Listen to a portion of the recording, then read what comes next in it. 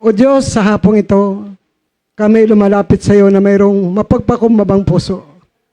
At aming hinihiling na pagpalain mo po ang iyong mga salita sa hapong ito. Hindi namin, Lord, ang karunungan mo. Hindi ko ang pagsangkap ng banal na Espiritu, malaking pagkilos ng Holy Spirit sa aking pangaral. Sa hapong ito, hinihingi ko, Diyos, na magpagaling ka, maghimala, magpalaya ka. Magkaroon kami ng revival sa aming panampalataya. Hinihingi ko ang pagkilos ng Holy Spirit sa aming kalagitnaan. Pagpalain ng Himpapawid, YouTube, Facebook, Internet. I-bless mo, Lord, ang lahat ng tagapanood, tagapakinig natin sa hapong ito. Salamat po. Hinihingi ko ang malaking pagkilos ng banal na Espiritu sa mensahe. Ngalan po ni Jesus Christ. Amen. Amen. Purihin ang Panginoon. Palakpakan natin ang ating Diyos na buhay. So yung ating mensahe ngayon matatagpuan at sa bilang 16, verse 1 hanggang verse 49. Bilang 16, number 16, verse 1 hanggang verse 49. Ang sabi dito, patungkol ito sa paghihimagsik kay Moises. Naghimagsik laban kay Moises si Korah na anak ni Isar at apo ni Kohat na anak ni Levi. So ibig sabihin ng Levi, dito nagmula yung mga Levita. Levita. Kasama niya sa paghimagsik na ito, sina Datan at Abiram na anak ni Eliab at si On na anak ni Pelet na pawang buhat sa lipi ni Ruben. So yung lipi ni Levi at lipi ni Ruben, dito nagmula yung mga rebellious. May kasama pa silang 200 katao, 250 katao na pawang kilala sa bayan at pinuno ng mga kapulungan. Yan sila yung naghimagsik kay Moises. Ang paghimagsik nila kay Moises, ito'y, kung tutuusin natin, paghimagsik sa Diyos. Sino ba naman si Moises? Si Moises ay sinugo lang ng Diyos para akayin sila papunta sa lupang pangako. Sa verse 3, hinarap nila si Moises at Aaron at sinabi, sobra na yan ginagawa ninyo. Lahat na nasa kapulungan ito ay nakalaan kay Yahweh. At siya ang nasa kalagitnaan natin. Bakit itinataas ninyo ang inyong sarili higit pa sa kapulungan ito? So wala na silang pagkilala kay Moises.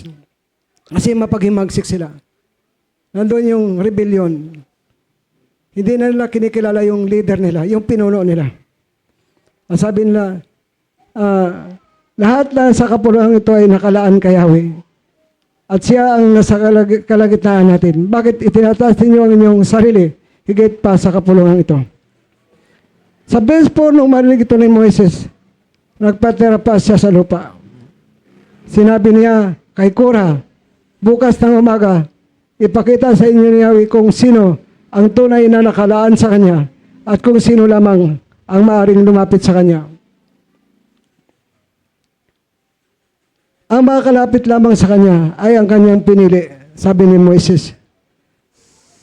At sinabi niya kay Korah, ganito ang gagawin ninyo. Tinuruan niya si Korah.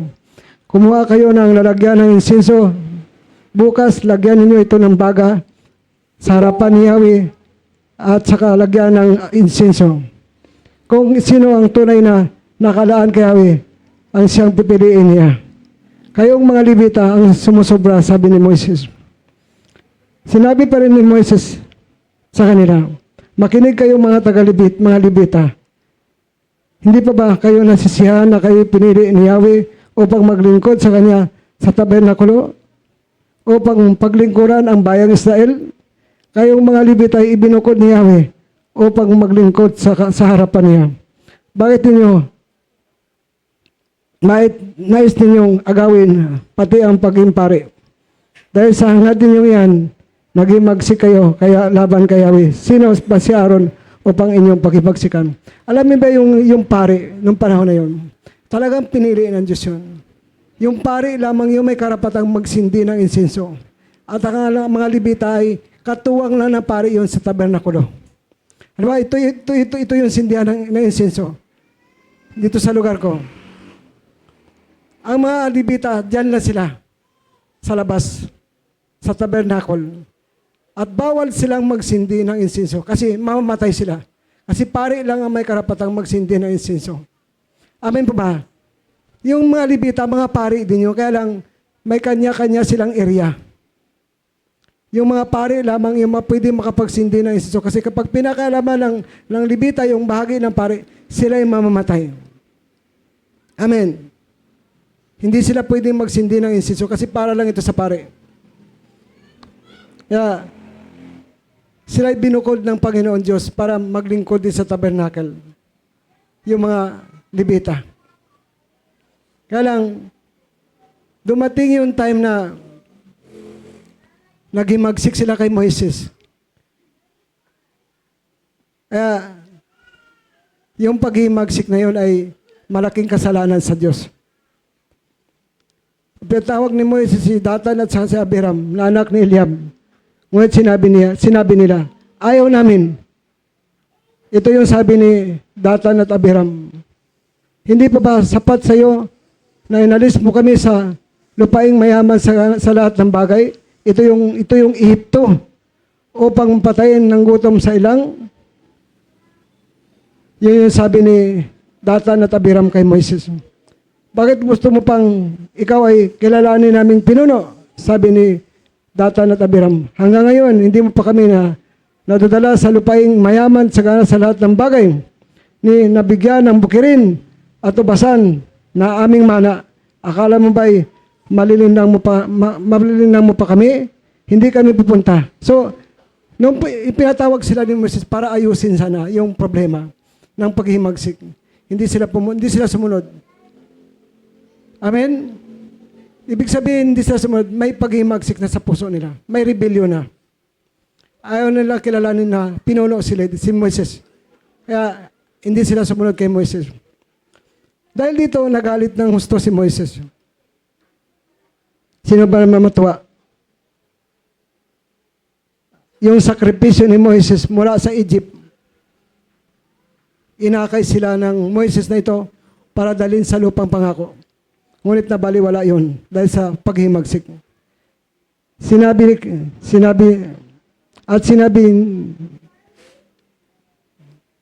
nagalit ng husto si Moises at sinabi kay Yahweh, huwag mo pong sanang tanggapin ang handog ng mga taong ito.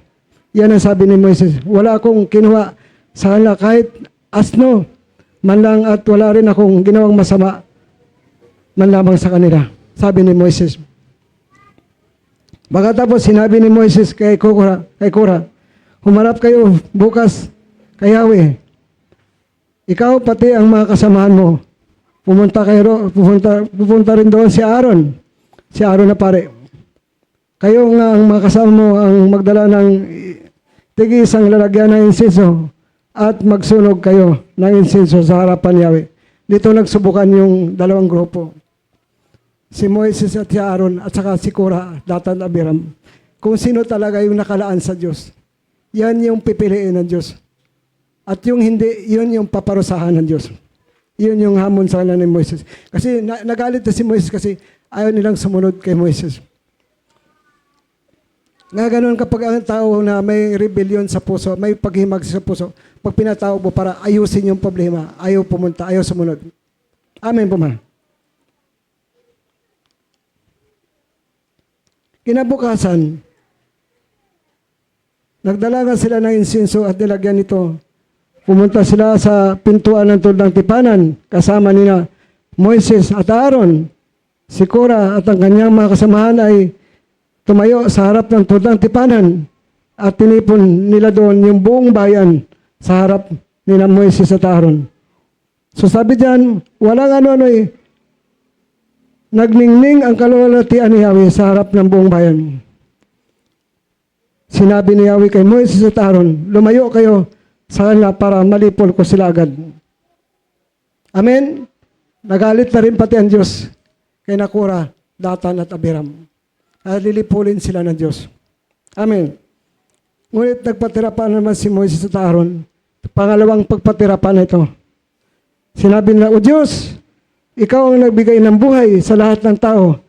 Lilipulan po ba ninyo ang buong bayan dahil lang sa isang tao? Si Korah nga tinutukoy. Si Korah lamang. Dahil lang sa kasalanan ng isang tao, lamang? Amen? Sumagot si Yahweh, sabihin mo sa taong bayan na lumayo sa mga tulda ni Nakura, Datan at Abiram.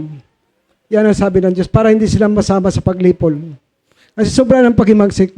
Sabi nga sa Hebreo chapter 3, yung matigas na puso, hindi na po magbabago yan.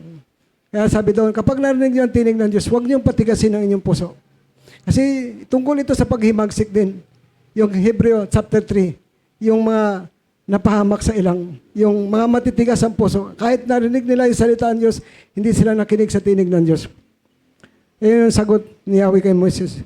Sabihin mo sa taong bayan na lumayo sa mga tulda ni Nakura, para malipol sila.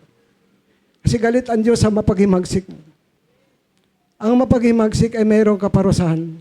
Kasi hindi naman talaga sila, bagamat si Moises ang sa front, ngunit sa Diyos talaga sila naghimagsik. Kasi si Moises ay ginawang pinuno ng Diyos sa buong Israel.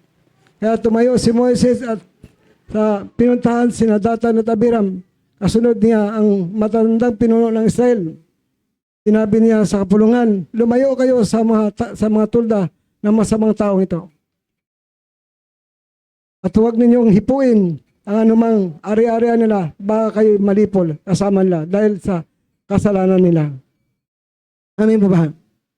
Eh, yung paghimagsik ay isang malaking kasalanan sa Diyos. Yung paghimagsik sa isang leader, sa isang pinuno, ay isang kasalanan sa Diyos. Amin po ba? Pinalayo ng Diyos yung taong bayan kay Nakura, Datan at Abiram para hindi sila mapasama sa paglipol. Amen. Lumayo kayo sa mga tulda ni Kora, Datan at Abiram. Sina Datan at Abiram ay nakatayo sa pintuan ng kanilang tulda kasama ang kanilang pamilya. Kasi tumatayo din sila na akala na sa Diyos sila. Walang pinakaiba doon sa sinabi ni Jesus sa kanyang malad. Itong mga tao ito papatayin kayo at akala nila sila naglilingkod sa Diyos. Kasi ganun yung mga nadaya sa isip, sa puso.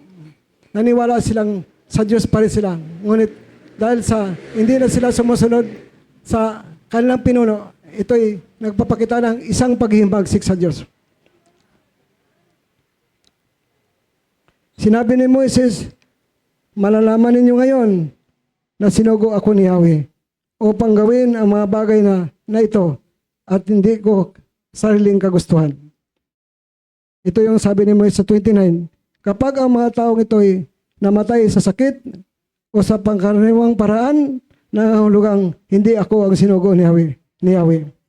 Sa 30, ngunit kapag may ginawa ang Diyos na pangkaraniwang bagay at bumuka ang lupa at sila'y nilunlo ng buhay, kasama ang lahat ng may kaugnayan sa kanila, sila nga ay nalibing ng buhay sa daigdig ng mga patay, nangangahulugang naghimagsik ang mga taong ito kay Yahweh.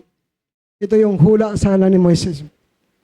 Ang sabi ni Moises, ngunit kapag may ginawang di pangkaraniwan ang Diyos at bumuka ang lupa at sila nilunlon ng buhay, nilunok ng buhay, kasama ang lahat na may kaugnayan sa kanila, sila nga ay nalibing ng buhay sa daigdig ng mga patay, nangangahulugang naghimagsik ang mga tao ito kay Yahweh.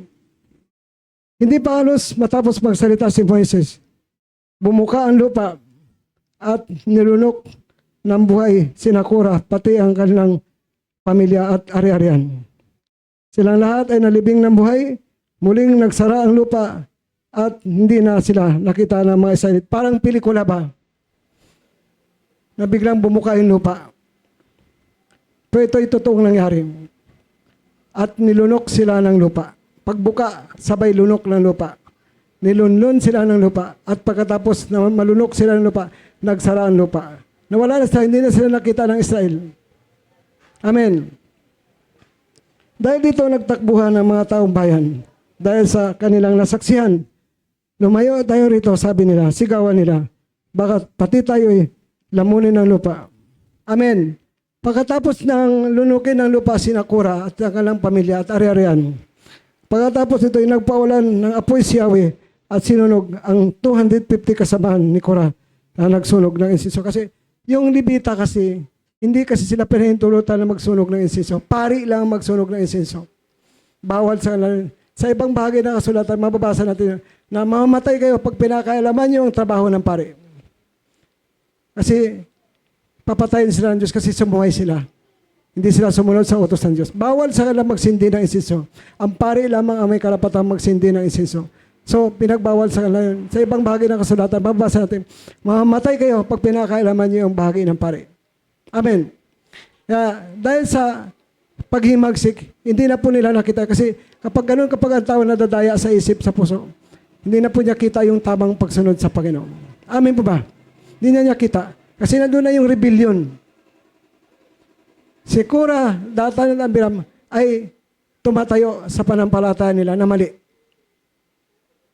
Mali ang kanilang panampalataya kasi hindi nila sinunod yung utos ng Diyos. Amen ba?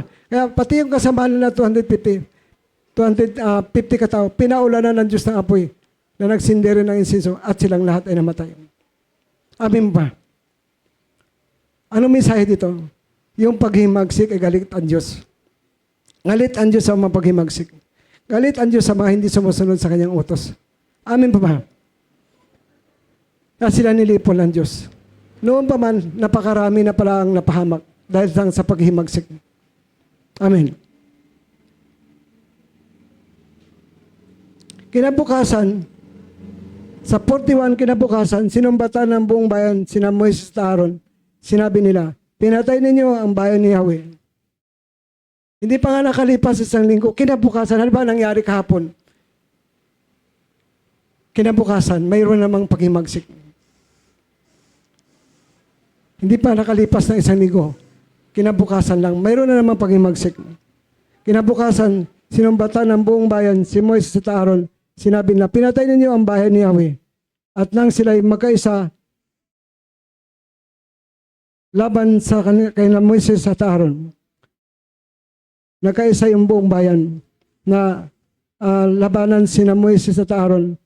Lumingon sila sa tuldang tipanan at nakita nilang natakpan ng ulap at nagningning doon ang kalwalhatian ni Yahweh. Pumunta sina Moises at Aaron sa harapan ng tuldang tipan. Ito naman ang sabi ng Diyos. Sa 44, sinabi ni Yahweh kay Moises, lumayo kayo sa mga taong ito. Lilipulin ko sila ngayon din. Amen? Kaya yung paghimagsik talaga, may kalakip na parusa. Mabigat na kasalanan yung paghimagsik sa iyong pinuno. Ang paghimagsik mo sa iyong pinuno ay paghimagsik mo sa Diyos. Ang hindi mo pagsunod sa pinuno mo, hindi mo pagsunod sa Diyos. Amen. Wala itong pinagkaiba sa panahon ni Adan. Nung hindi sinunod ni Adan yung utos ng Diyos, ito ay rebellion. Amen. May utos tapos hindi mo sundin. Ang tawag doon ay rebellion. Paghimagsik sa Diyos.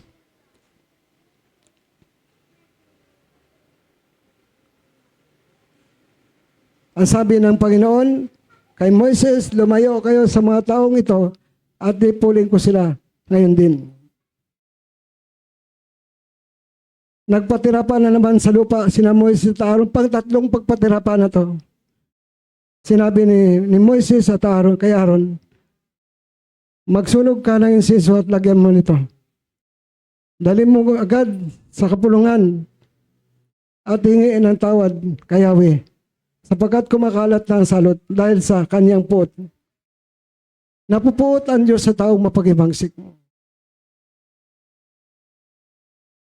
So inutusan ni Moises si Aaron na dalhin agad sa kapulungan at hingin ng tawad yung kasalanan ng buong bayan, sapagkat kumakalat na ang salot dahil sa kanyang puot.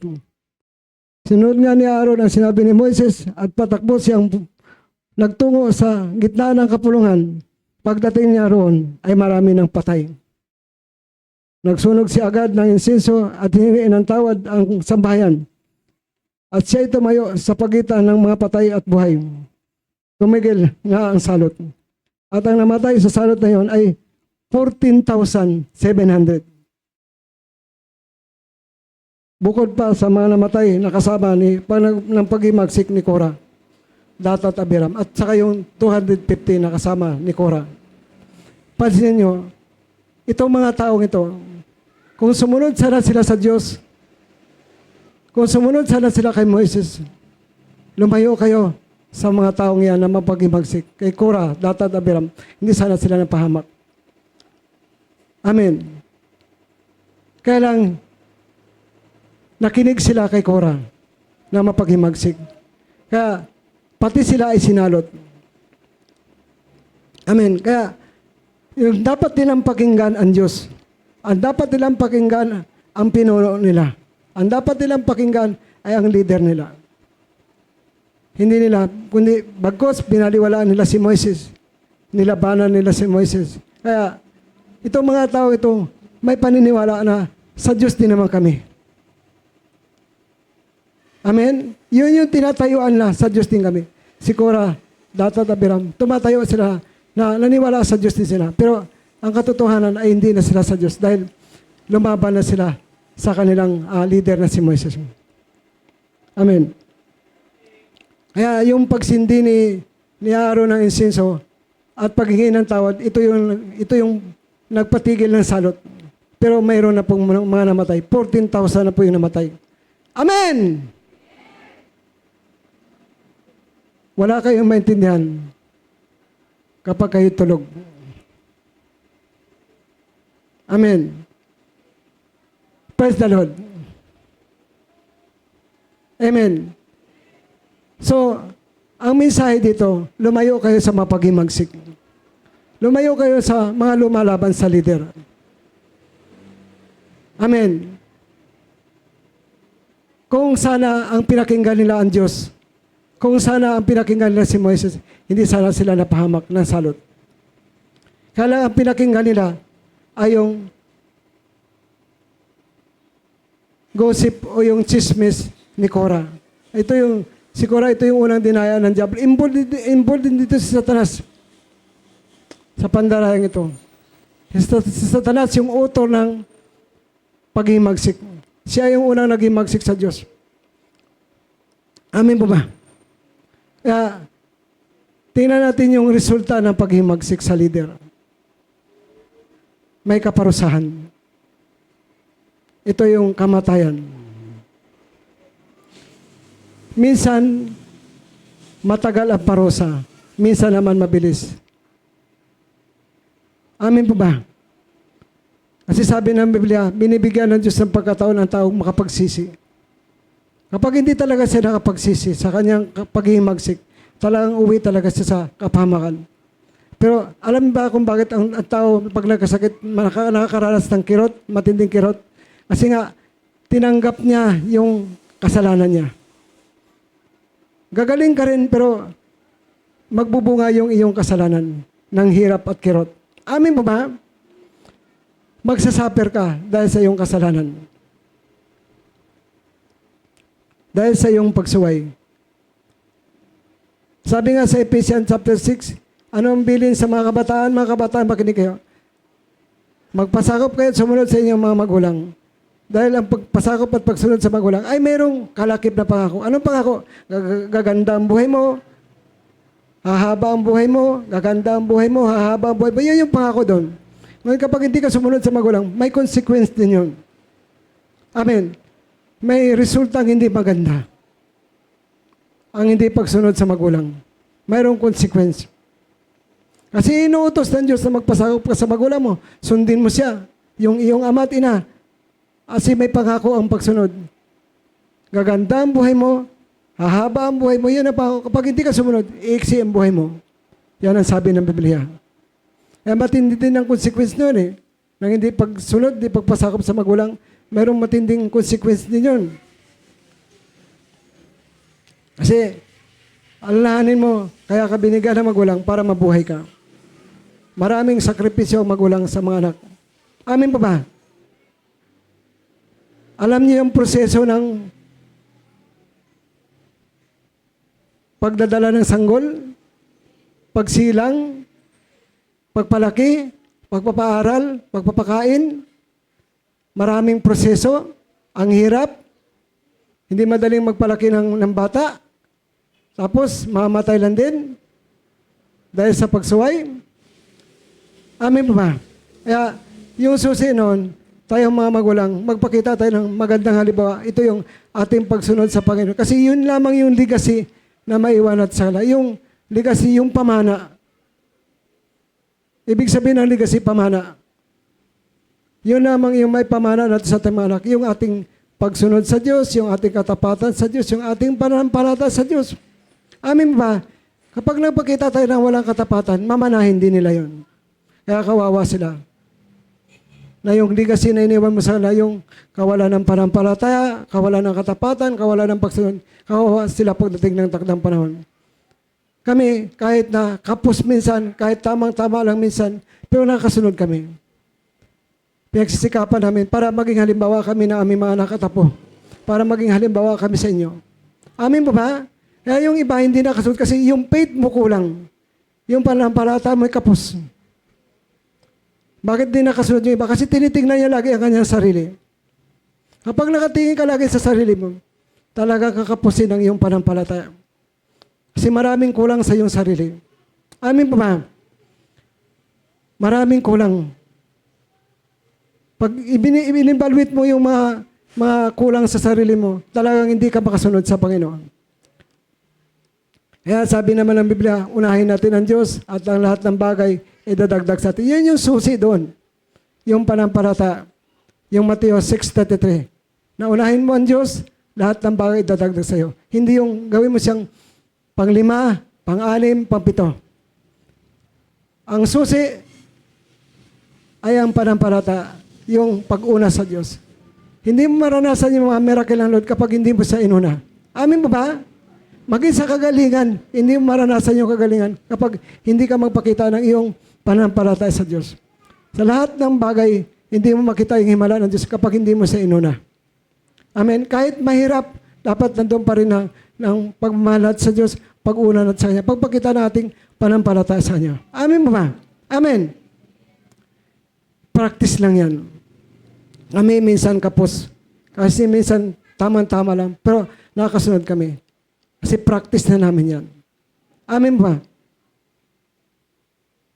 Dapat sinusunod natin ang Panginoon. Nang mayroong panampalataya, sinusunod natin siya. Nang mayroong pagsunod, sinusunod natin siya. Nang mayroong katapatan. Yan lamang yung legacy na maiwan namin sa mga anak namin. Yan lamang yung legacy na maiwan namin sa inyo. Yung panampalataya, katapatan, pagsunod. Kasi kami, lilipas din kami. Amin mo ba? Amen. Lilipas din kami. Lilipas din tayo. Pero yung henerasyon natin, sana maiwanan sila ng legacy, yung pamana natin, na panampalataya, katapatan at pagsunod sa Panginoon. Yun dapat yung maiwan natin sa kanila. Amin po ba? Huwag tayong mag-iwan ng curse, ng sumpa. Huwag tayong mag-iwan ng paghimagsik. Huwag tayong mag-iwan ng rebellion, ng pagsuway sa Panginoon. Huwag tayong mag-iwan sa kanila ng gano'n. Kasi may katulad sa ni Korah, Datat, Abiram, kaging katulad sila ng 250 na kasama ni Korah at 14,000 at saka 700 na mapaghimagsik sa Diyos. Amin po ba? Alam mo yung kung nakinig na sila sa sinabi ng Diyos, lumayo kayo sa kanila para hindi kayo madamay sa paghimagsik na yan. Yung 14,000 na yon at 700, hindi sana sila sinalot ng Panginoon. Amin ba? Ang pinakinggan kasi nila ay si Korah, Abiram at Datan. Kaya sila napahamak. Sana kung yung pinakinggan nila, yung tinig ng Diyos, pinakinggan na yung sinabi sa kanila ni Moises kasi ang Diyos nagbibaba ng revelasyon kay Moises, pagkatapos ibaba kay Moises, ibaba kay Aaron, ibaba sa mga Levita. Kasi milyon sila eh. Ayan ang proseso doon. Para walang hindi makaalam sa utos ng Diyos. Lahat sila nakaalam sa utos ng Diyos. Di ba sa Malakay 3:8, 3:9, kung bakit may curse doon, sinumpa sila Diyos. Hindi nila ibinalik sa Diyos si ikapo at handog. Kaya hindi lang ikapo, dapat ibabalik natin, pati handog. Kasi yun ninakaw doon, ikapo, handog. Minsan yung pagtuturo natin kulang. Puro lang tayo ikapo, yung handog wala. Amin ba? Dapat kasama sa ikapo at handog yung babayaran natin. Sabi ng Panginoon, magbalik kayo sa akin at babalik ako sa inyo. Yun yung revelasyon doon. Pinabalik tayo ng Panginoon para babalik din siya sa atin. Kaya pagkapos ang iyong panampalataya, hindi ka makasunod, mahirapan ka. Hindi yan nasusukat sa dami ng pera, kundi nasusukat yan sa ating panampalataya at katapatan sa Diyos at pagsunod sa Diyos. Amin po ba? Practice yan. I-practice mo ang iyong panampalataya, i-practice mo ang iyong katapatan, i-practice mo ang iyong pagsunod sa Panginoon. Kasi pag nagkamali ka ng desisyon mo sa buhay, mali lahat yan. Dapat ini-evaluate mo yan. Yung para sa Diyos, para sa Diyos. Yung para sa akin, para sa akin. Amin ba ba? Kapag nagkamali ka ng iyong pagpapasya sa buhay, maapektuhan yung para sa Diyos. Amin ba ba? Apektado yan. Paano maapektuhan yan? Kapag mali ang iyong desisyon, plano sa buhay, maapektuhan yan. Mapupunta yan sa ibang bagay. Amin ba ba? Imbes sa Diyos, pabalik ang ikaputhandog, hindi po babalik sa Diyos. Mapupunta yan sa ibang bagay kapag mali ang iyong plano sa buhay. Mali ang iyong desisyon sa buhay. Kung iisipin mo, ito'y para sa Diyos, practice mo na yan. Ibabalik ko sa Diyos yung aking kapuhandog. Di ba sa Malakay 3:9, sinumpa sila ng Diyos? Kasi rebellion din yun eh. Hindi pagsunod sa utos ng Diyos, rebellion din yun. Minsan, sinasabi ito, dalhin niyo ikapo. Pero ang pagsumpa sa kanila, ikaputhandog. Dapat yung binabayaran at sa natin, ikaputhandog. Kahit tamang-tama lang, kahit kapos, gawin mo pa rin, unahin mo pa rin ang Diyos. Amin ba? Ipapractice mo ang iyong panampalataya. Kasi kapag practice mo ang iyong panampalataya, lahat ng bagay ma-overcome mo. Amin mo ba? Amen. Yun yung problema doon kapag hindi mo napapractice yung iyong faith o believe sa Panginoon. Lagi kang kapos. Lagi kang duda sa Panginoon. Lagi kang nakatingin sa iyong sarili, nakatingin sa iyong pamilya, nakatingin sa iyong pangailangan, kaya hindi ka makasunod. Kapag yun ang tiningnan mo, hindi mo na makikita ang Diyos. Mawala ka sa focus sa Panginoon. Mawala ka sa iyong katapatan, mawala ka sa iyong pagsunod, mawala sa iyong panampalataya mo. Amen. Kaya gusto mong buhayin ang iyong panampalataya, buhayin ang iyong katapatan, buhayin ang iyong pagsunod, dapat ipapractice mo muli. Magkaroon ka ng revival sa iyong panampalataya. Amen mo ba? Yan yung kulang doon kapag hindi mo napapractice ang iyong panampalataya. Lagi mo iniisip lagi sarili mo. Pangailangan ng pamilya. Mga bayarin. Marami tayong mga bayarin. Ay, hindi mo talaga masusunod si Lord kapag nagkamali ka ng desisyon sa buhay mo. Pag hindi mo pinayoridad ang Diyos sa buhay mo, hindi ka makasunod sa Kanya. Dapat ipayoridad natin si Lord sa ating buhay. Amin po ba? Bago tayo magdesisyon sa ibang bagay, isipin natin, ang kay Lord ay kay Lord at ang sa atin sa atin. Amin po ba? Amen.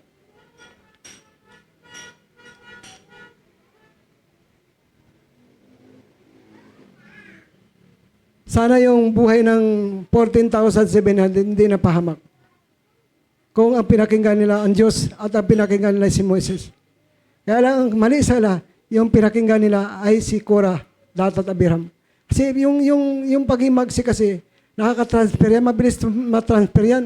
Tingnan mo, ang bilis matransfer doon sa 14,700 katao. Parang laso niya na ibinuhos sa tubig.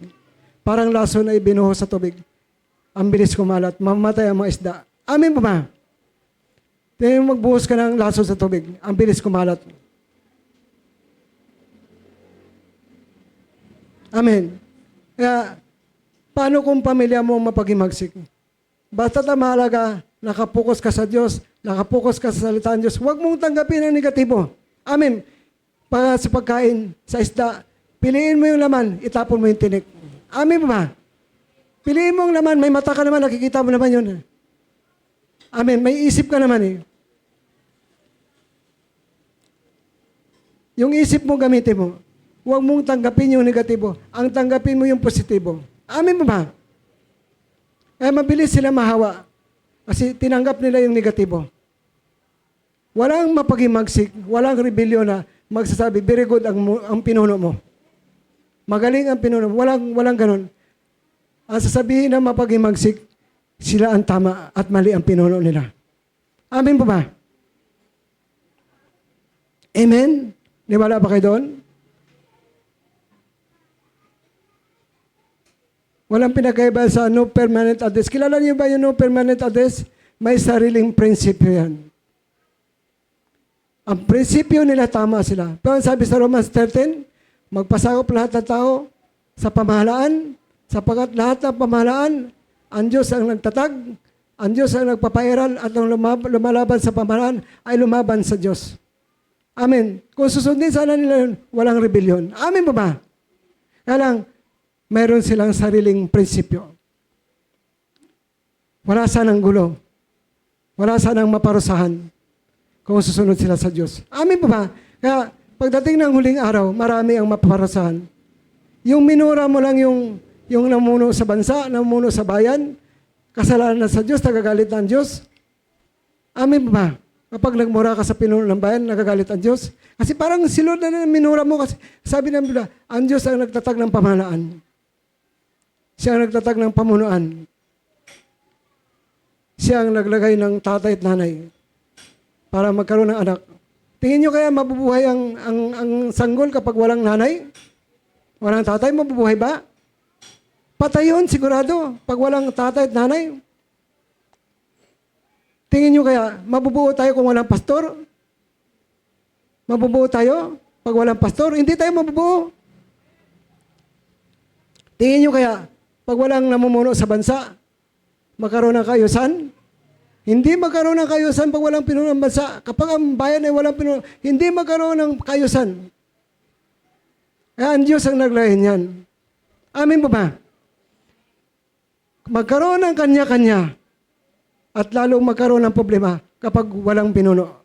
Amin ba ba? Tingin nyo kaya kapag walang teacher sa eskwelahan, ang gulo ng mga bata. Amin ba? Ilang estudyante sa isang room? 42 ka bata? Eh, ilang room yun? Ilang teacher doon? Sa eskwelahan, sa isang eskwelahan, sa kabuuan ng school, ilang teacher? Marami. Alisin kaya natin ang teacher. Tapos, yung mga bata lang ilagay natin. Ang gulo noon. Walang direksyon. Yung ganun ang kahalagaan ng isang pinuno. Amin ba ba?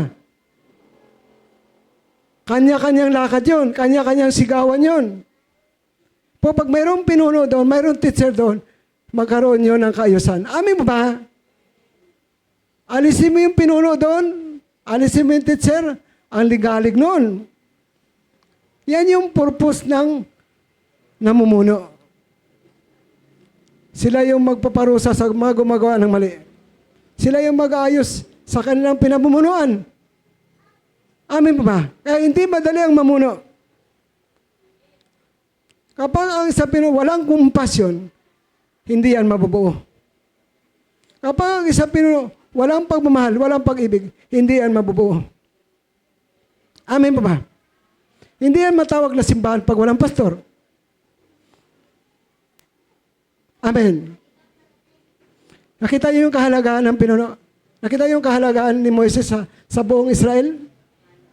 Kung bakit naglagay ang Diyos ng Moises para pamunuan ang buong Israel? Kung bakit siya naglagay ng mga katuwang ni Moises? Alam niyo ba yung 70 na yun na pinili sa bilang 11 verse 16? Kasama doon si Korah, Abiram at Datan. Isa sila sa mga pinili para maging katuwang ni Moises sa pagbuhat ng pasanin sa Israel. Ngunit nagkaroon pa ng rebellion. Nagkaroon pa ng paghimagsik. Ang utol ng paghimagsik si Satan. Si Satanas, ang pasimula ng paghimagsik. Kasi sa langit pa lang naghimagsik na siya. Nais niyang suwayin ang Diyos. Nais niyang sumuway tayo sa Diyos para maging kalaban tayo ng Panginoon. Amen ba? Kaya pag hindi ka matalas, hindi ka nagbabasa ng Biblia, hindi ka lagi nagpipray, makalaman ka, madali ka madaya. Madaling madaya ang iyong isip, madaling madaya ang iyong puso. Kaya tinuturo ko sa music team, kayo na sa unahan, dapat nagpipray kayo, dapat nagbabasa kayo ng Biblia. Dapat malinis kayo lagi. Kung tayo man nagkukulang, nakasala, magpalinis agad kayo sa Panginoon, sa dugo ni Jesus. Sabi nga sa 1 Peter chapter 1 verse 2, tayo mga pinili ng Diyos. Pinili tayo ng Diyos. Pinaging banal ng Holy Spirit. Maging pasunurin kay Kristo, maging malinis sa dugo ni Jesus. Kasi ang dugo ni Jesus, yan ang naglilinis sa atin, kasalanan. Amin po ba? Yung makapangyarihan dugo ni Jesus, yan ang naglilinis sa ating mga karumihan. Dapat laging malinis ang ating mata, malinis ang ating isip, malinis ang ating puso, malinis ang ating kamay. Para makalapit tayo sa Diyos na may kabanalan. Kasi pag marumi ang ating mata, marumi ang ating isip, marumi ang puso natin, marumi kamay natin, hindi tayo makalapit sa Lord na may kabanalan. Amin ba? Dapat lahat yan malinis. Espiritu, kaluluwa, katawan. Dapat banal yan. Para makalapit tayo sa Lord ng may kabanalan. 1 Thessalonians chapter 5 verse 23. May buo tayong katawan. Espiritu, kaluluwa, katawan. Dapat lahat yan malinis. Dapat lahat yan banal. Para makalapit tayo sa Panginoon na malapit sa Kanya. Amin ba? Hindi ka pwedeng lalapit sa Diyos na marumi ka. Dapat alam niyo kung ano yung lilinisin sa inyo. Dapat alam niyo kung ano yung hingin niyo ng tawad sa Diyos. Malimit tayo magkulang. Malimit tayo magkasala. Di ba? Amin kayo doon? Amen? Walang perfect sa atin. Pero ang Diyos ay mapagpatawad na Diyos. Lagi tayo nagkulang, lagi tayo nagkasala. Kaya lagi tayo magpalinis sa Panginoon. Amen. Alam niya kasi lagi tinuturo kayo sa inyo eh. Hindi na kayo inusinti dyan. Bakit nakakasala ang mata? Pagtingin mo pa lang, nakakasala ka na. Alam niyo na ibig sabihin, may mahalay na mata. Lalo ngayon, maraming mga kahalayan ngayon. Amin po ba? Maraming kahalayan ngayon. Sa YouTube, sa Facebook, yung isip natin pwede maging mahalayan. Yung ating damdamin pwede maging mahalayan. Yung ating puso pwede mapuno ng kasalanan. Yung ating kamay pwede magkasala sa Panginoon. Amin po ba? Dapat lahat yan inaamin sa Diyos. Lahat dapat yan inihingi ng tawad sa Diyos. Amin po ba? Tingin nyo sino ang hindi nagkasala sa atin. Hindi nagkulang. Taas ang kamay yung walang kasalanan. Lahat tayo nagkukulang. Lahat tayo nagkakasala. Kaya lang ang Diyos nagbibigay ng pagkataon na maging malinis tayo lagi. At ang Diyos handang maglinis sa atin sa pamagitan ng dugo ni Kristo Jesus. Amen po ba? Amen. Kaya, yung revelasyon, yung mapaghimagsik, napupuot ang Diyos, may kaparusahan. Yung pinapatawag mo na, ayaw pumunta, ibig sabihin nun, may rebellion yun sa puso niya. May paghimagsik sa puso niya. Amen. Pinapatawag mo para ayusin, ayaw pumunta, tulad ni Datat Abiram. Pinapatawag ni Moises, hali kayo, mag-usap tayo. Ayusin natin problema. Ayaw namin. Imbis na maunawaan si Moises sa kanyang kalagayan bilang pinuno, sumbat. Inalis mo kami sa masaganang lupain, tapos dinala kami sa ilang para gutumin at patayin. Sino ba nag-alisala sa ito? Di ba ang Diyos? Lahat ibinubuntong nila kay Moises. Lahat ng pangako ni Pastor, hindi ko naman pangako yun eh. Pag nangako ko sa inyo ng kasaganaan, pag nangako ko sa inyo ng pagpapala, pag nangako ko sa inyo ng kagalingan, si Lord ang nagbibigay nun lahat. Depende na lang sa inyo yan.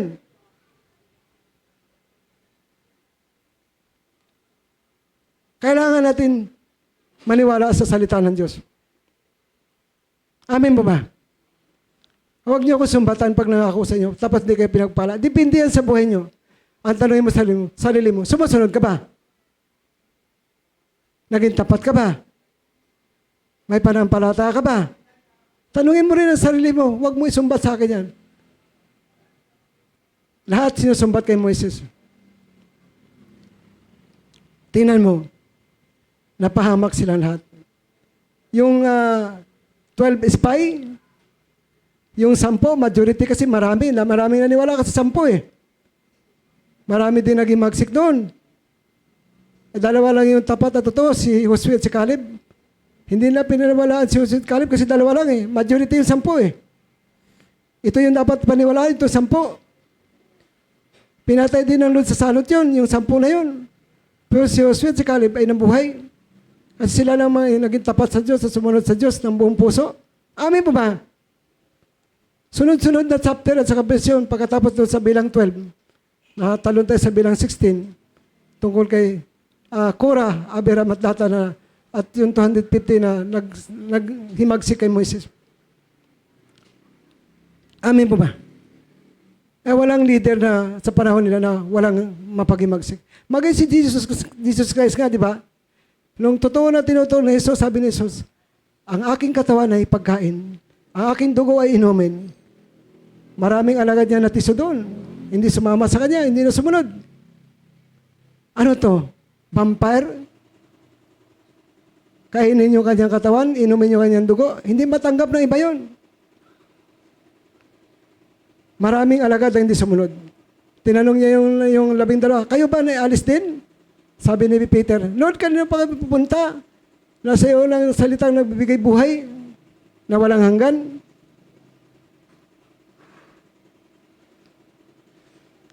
Minsan ang Lord ay sinusubok tayo kung talagang tapat ka sa Kanya.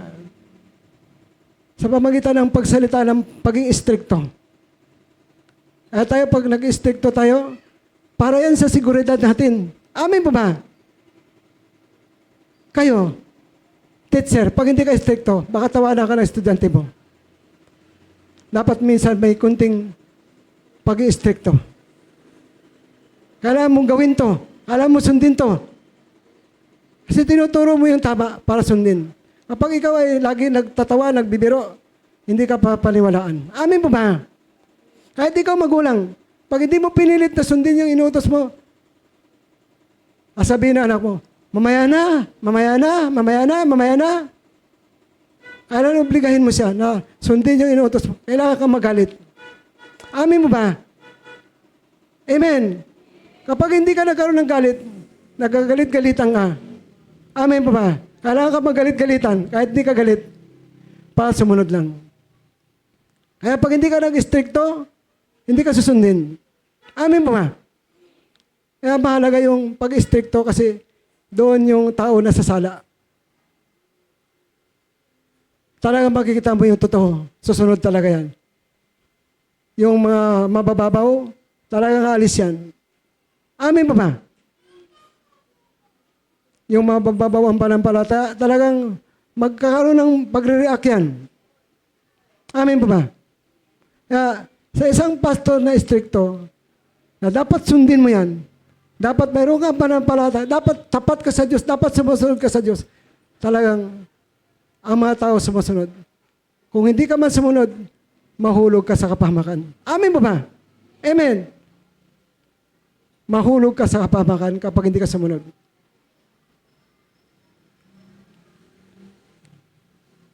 Ang Diyos talaga istrikto.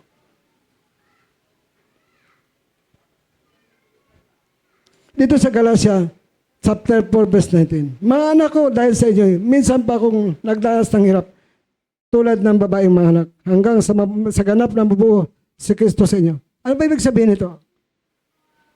Ito yung naranasan ni Moises. Sobrang hirap niya sa mga tao. O paakayin ang tao sa tagumpay. Sobrang hirap ni pastor para akayin ka sa tagumpay. Fasting, prayer. Ako 3 beses ako nag-fasting ng 40 days. Para sa kaluluwa ng tao. Totoo yan, sinasabi ko. Saksi ko si Holy Spirit yan. Dahil sa inyo, minsan pa akong nagdanas ng hirap tulad ng babaeng mga anak. Alam niyo ba yung babaeng mga anak yung naglilibor? Madali ba mahirap? Mahirap. Hindi madali. Ganyan ang naranasan ni Pablo. Ganyan ang naranasan ni Moises. Ganyan ang naranasan ng mga totoong pastor. Sa prayer, sa fasting, araw at gabi mo ipanalangin, 10 years mo ipagpipray, 5 years mo ipagpipray. Kasi si Paul ay nagsalitang ganito kasi nga, yung mga taga-Galasya, tanggap kahit sino lang. Kaya nandun yung kanyang malasakit. Kaya hanggang sa malin lang sila. Kahit sino lang tinatanggap. Na wala na yung tunay na aral sa kanila. Kaya sabi ni Paul, minsan pa akong nagdanas ng hirap, tulad ng babaeng mga anak.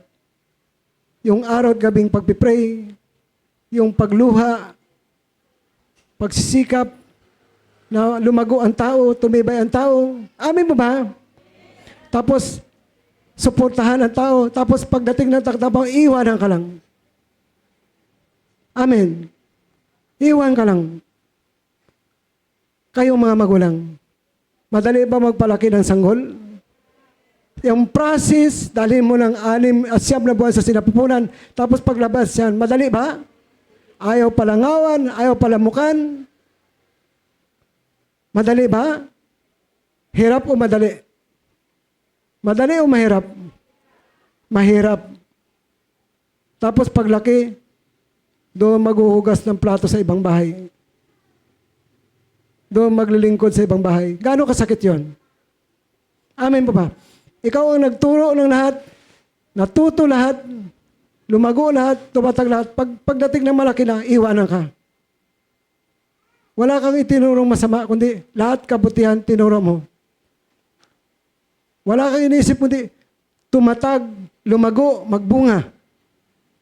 Amin mo ba? Tapos iiwanan ka. Gaano kasakit, hindi ka makapagkatulog. Saan ba ako nagkamali? Ano bang nagawa ko? Naging totoo ako sa pagtuturo ko. Amen. Nagmalasakit ako.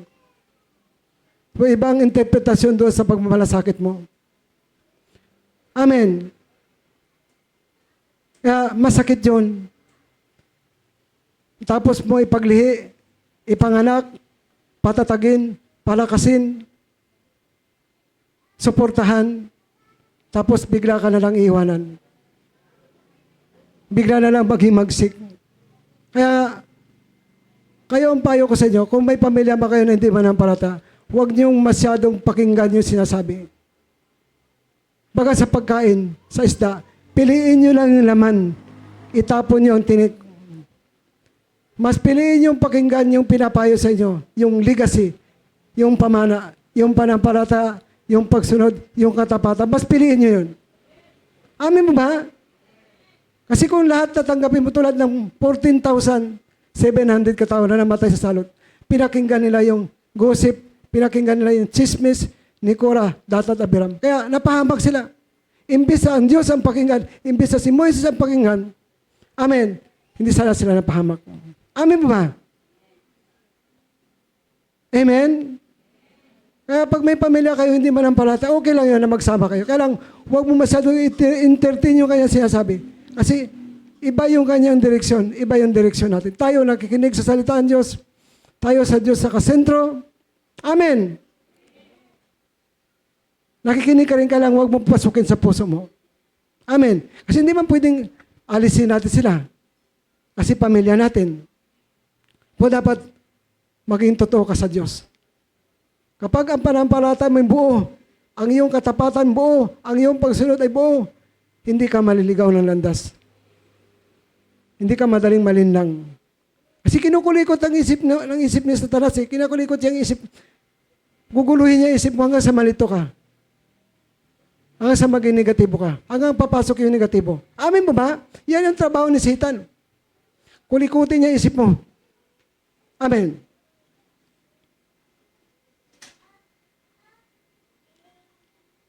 Lagi niya sasaksak yung negatibo sa iyong isip at puso. Kung talaga matibay ang iyong belief sa Lord, matibay ang iyong panampalataya, matibay ang iyong katapatan, matibay ang iyong pagsunod, hindi ka matadaya. Lalo't nagbabasa ka ng Biblia. Lalo't ikaw ay laging nagpipray. Hindi ka madaling madala. Amen. Ngayon ang problema doon sa 14,000 na sinalot at saka 700. Kasi nga, mas pinakinggan nila si Korah, Datat, Abiram kaysa sa Diyos, kaysa sa Moises. Dapat yung pinakinggan na, ang Diyos, ang sabi ng Diyos, lumayo kayo sa mapag-imagsik na yan. Kasi mahawa kayo dyan. Kung nakinig sana sila, hindi sana sila napahamak. Dagdag pa silang pupuno sa impyerno. Amin ba? Noong panahon na marami na talaga ang mapupunta sa impyerno. Kasi ang daming. Sa Hebreo chapter 3, isinalaysay doon yung mga mapag-imagsik, yung mga nagkalat sa ilang yung kanilang mga buto. Yung mga napahamak, mga tinuklaw ng ahas na makamandag, pinuksa ng mga anghel na mamumuksa. Amen po ba? Sinalot sila. Maraming pahirap ang inabot nila sa Diyos. Dahil sa paghimagsik, sinalot sila, pinatay sila ng mga anghel na mamuksa, tinuklaw sila ng mga makamandag na ahas. Kasi sila yung mga paghimagsik. Huwag natin sabihin wala silang alam sa utos. Alam nila lahat yun kasi pag binaba kay Moises, ibinaba ni Moises kay Aaron, ibaba yan sa mga Levita. Ibaba yan sa mga leader. Papunta sa taong bayan. Amen po ba? Yun din yung sistema ang ginagawa natin. Lahat ng revelasyon ng Panginoon, binababa natin yan. Para lahat ay maabot, lahat ay mapakinggan. Amen po ba? Walang tao makapagsabi, hindi ako nakapakinig ng mensahe ng Lord. Kahit saan ngayon may pangaral. YouTube, Facebook, Internet. Sa mangyan may pangaral. Sa tribo may pangaral. May dahilan pa ba ang tao na hindi siya nakapakinig ng mensahe ng Diyos? Wala ka nang may dahilan. Nasa tao na lang talaga. Amen. Hindi ko sinasabi na layuan nyo yung pamilyang hindi manampalataya. Wala akong sinabing gano'n.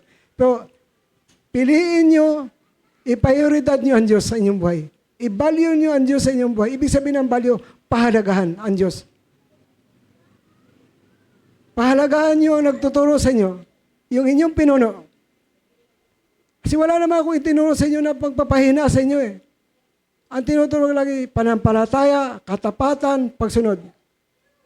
Amin ba? Wala akong itinurong negatibo sa inyo. Hindi ko kayo tinuruan na manghina kayo. Hindi ko kayo tinuruan, talikdan nyo ang Diyos.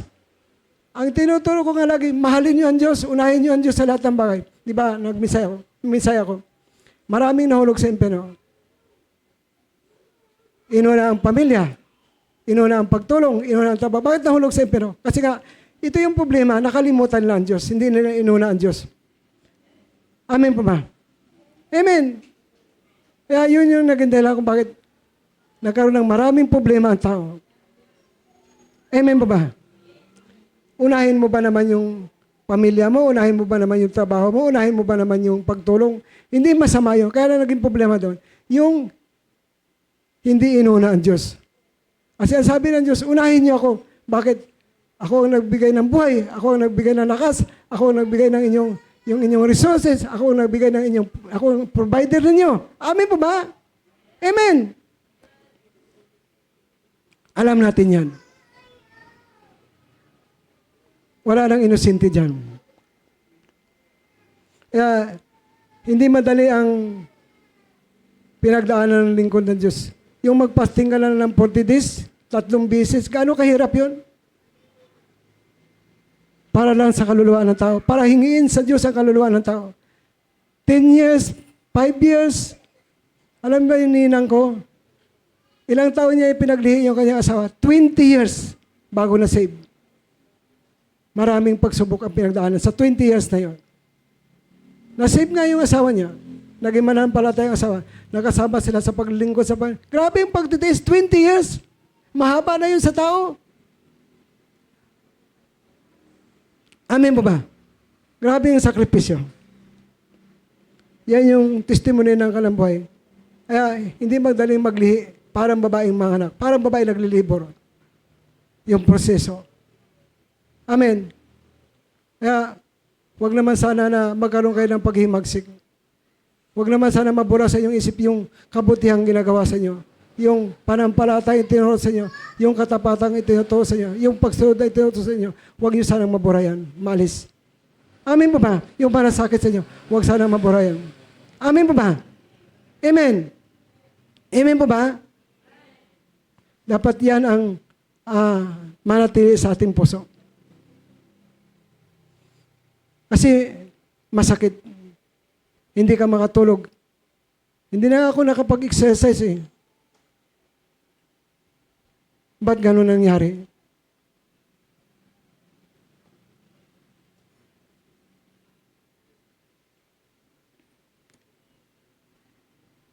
Kasi nga, kapag inisip mo lagi ang negatibo, kulikutin ni Satanas ang isip mo. ilalagay niya sa iyong negatibo. Kasi puro negatibo ang sa isip mo. Kasi maring hindi ka nagpipray, hindi ka nagbabasa ng salita ng Diyos. Amen po ba? Kaya ganun yung taong makalaman, madaling madaya. At dito sa ministry, ang Holy Spirit ay napaka-stricto. Sasalain tayo.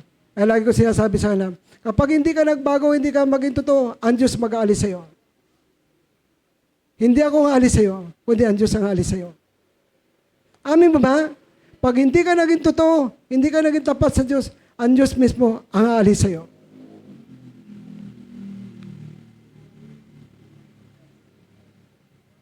Tulad sa panahon ni Moises. Hindi si Moises ang pumatay sa mga tao, kundi ang Diyos. Kasi nga, dahil sa paghimagsik ng tao kay Moises. Kasi ang paghimagsik mo sa pinuno mo, parang paghimagsik mo sa Diyos yan. Nilagyan ka ng pinuno para i-guide ka, turuan ka. Amin po ba? Sabi ko nga, tingnan mo yung mga anak na walang magulang. Ano kaya mangyari? Tingnan mo yung eskwelahang walang teacher. Ano kaya mangyari sa mga bata? Tingnan mo yung simbahang walang pastor. Ano kaya mangyari? Tingnan mo yung bansa na walang pinuno. Ano kaya mangyari? Tingnan mo ang bayan na walang pinuno. Ano kaya mangyari doon? Wala man lang tayong mapagsumbungan kapag may mga krimen. Ano kaya mangyari doon? Pag may mga inabuso, wala man lang tayong mapagsumbungan. Ano kaya mangyari doon? Wala mag-aayos sa atin. Amen po ba? Ay napakahirap pag walang pinuno. Ang Diyos ang naglagay ng mga pinuno. Dito sa Hebreo chapter 13 verse 17. Hebreo chapter 13 verse 17. Pasakop kayo at sumunod sa mga namamahala sa inyo. Ito sa simbahan talaga ito. Pasakop at sumunod sa mga namamahala. Sila yung nangangalaga sa inyo. Yung trabaho ng mga namamahala ay mga alaga. Sino ba yung pinangalagaan? Kayo, kaluluwa.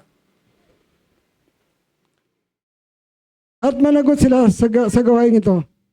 May panagutan sa Diyos sa kaluluwa. May panagutan sa gawain ito. Kung sila yung susundin ninyo, magalak sila sa pagtupad ng kanilang tungkulin. Kung hindi, sila ay mamimigati at hindi ito makakabuti sa inyo. May kapigatian kapag hindi sumunod. Ikaw na lang magulang. Nag-utos ka sa anak mo, hindi ka sunod. Matutuwa ka ba? Matutuwa ka? O mamimigati? Kapag namigati ka, hindi makabuti sa mga anak mo yan. Kapag hindi kayo sumunod sa pinuno nyo, at binigyan nyo pa ako ng pighati, hindi kayo mapapabuti. Kasi sabi, magpasakop ka sa namamahala sa iyo. Kasi malaki ang tungkulin ng namamahala. Ito'y panagutan sa inyo. Sa Diyos mananagot. Amin po ba? Yan yung bahagi ng namamahala.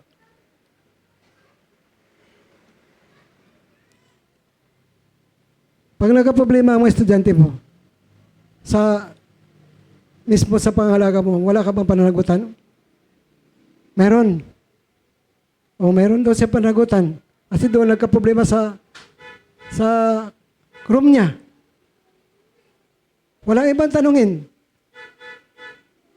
Kundi siya. Kasi siya yung mata doon. Siya yung isip doon. Nasa pangalaga niya. Ganon din sa namamahala sa simbahan. Kapag nagka-problema, ang may panagutan yung namamahala. Walang ibang tatanungin kundi ako. Amin po ba? Sa mga magulang, kapag nagka-problema ang mga anak mo, sino unang tatanungin? Sino unang mananagot? Pag tinanong ka ng DSWD, ba't nakaganyan? Sino unang tatanungin? Anak o ikaw? Magulang. Okay, tama kayo. Yung laging yung matured ang tinatanong. Yung may gulang na tamang isip, yung tinatanong.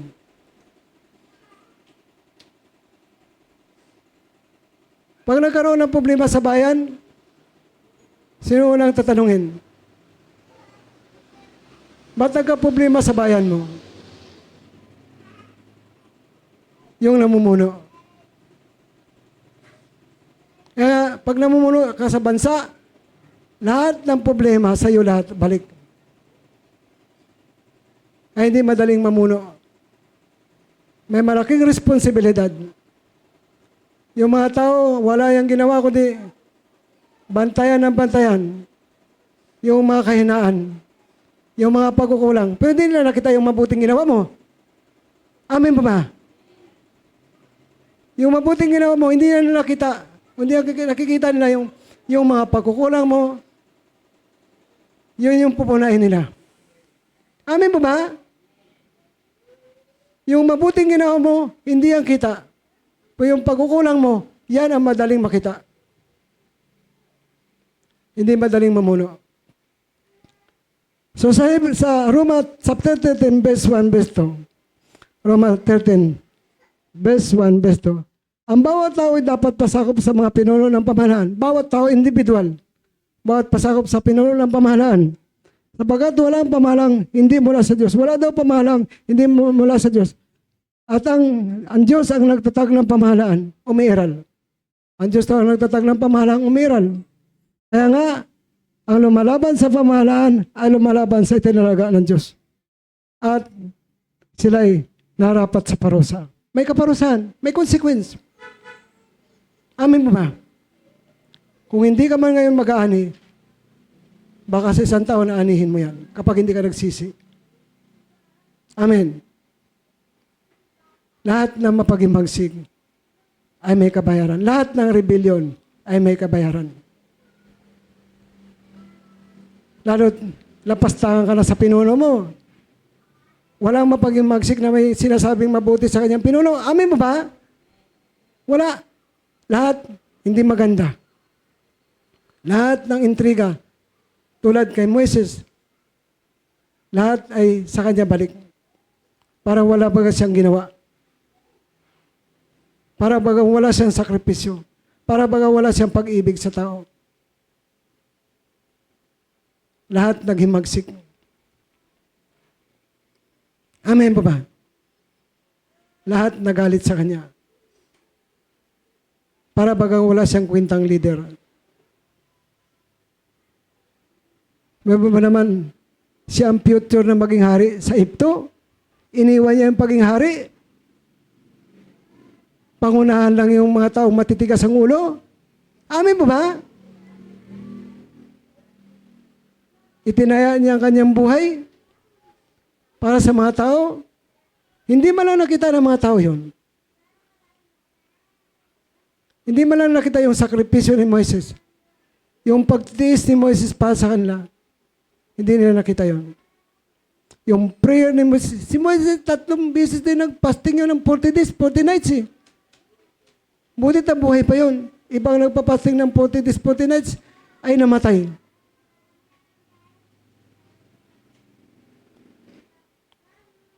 Bira mo yung sakripisyo sa tao. Ingilan ng tawad ang kasalanan ng tao sa Diyos. Pero hindi nakita ng mga tao. 40 days, 40 nights. Wala kang kain, wala kang tubig. Nabuhay pa rin siya. 3 beses yun. Para ihingi ng tawad ang kasalanan ng tao sa Diyos. Kasi malimit nakakasala ang mga taong bayan. Amin mo ba? Yung hirap, sakripisyo. Hindi man lang nakita ng mga mapaghimagsik yun. Kasi hindi kasi sila nagpapasting. 1 linggo ka lang magpasting, 7 days ka lang. Gutom na ka na, uhaw na uhaw ka na. Gusto mo nang kumain. Amin mo ba? Kaya yung mga hindi nagpapasting, hindi na ramdam kung paano magpasting. Kasi wala silang inintindi kundi kumain, uminom, magsaya. Amin mo ba? Hindi na ramdam kung ano kahirap ang magpasting. Yung maghapon ka lang na hindi ka kumain, hindi ka uminom. Nagutom ka na, uhaw ka na. Maghapon lang yun, ha? Yung 7 days pa kaya, yung 40 days, 40 nights pa kaya? Wala kang inisip, kundi puro tao, puro kaluluwa ang inisip mo. Mapabuti sila, mapatatag sila. Amin mo ba? Patatagin ang kanilang panampalataya, sumunod na sila sa Diyos, maging tapat na sila sa Diyos. Yun yung purpose ng fasting at prayer. Magkaroon ng revival sa inyong puso. Pagalingin kayo sa inyong mga karamdaman. Amen po ba? Yung mapag-imagsik, walang nakita yan na mabuti. Sana kung hindi nag-rebelde si Adan sa Diyos, si Eva, sana hayahay ang buhay natin ngayon.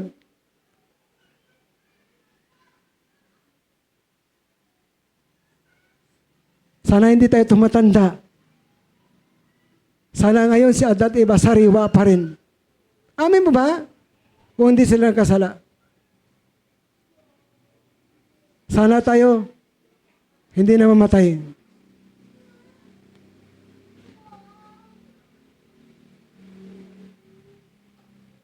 Kaya nung nagkasala sila, yung sumpa ng kasalan tumalab sa lahat ng tao. Sapagkat lahat ay nagkasala at walang naging karapat-dapat sa paningin ng Diyos. Kailangan tayo naging dapat din sa biyaya ng Diyos. Binigyan tayo ng pagkataon kahit di tayo karapat-dapat. Amin po ba? Yung tingnan natin sa Panginoon, tayo dapat parusahan. Tayo dapat ipako sa krus.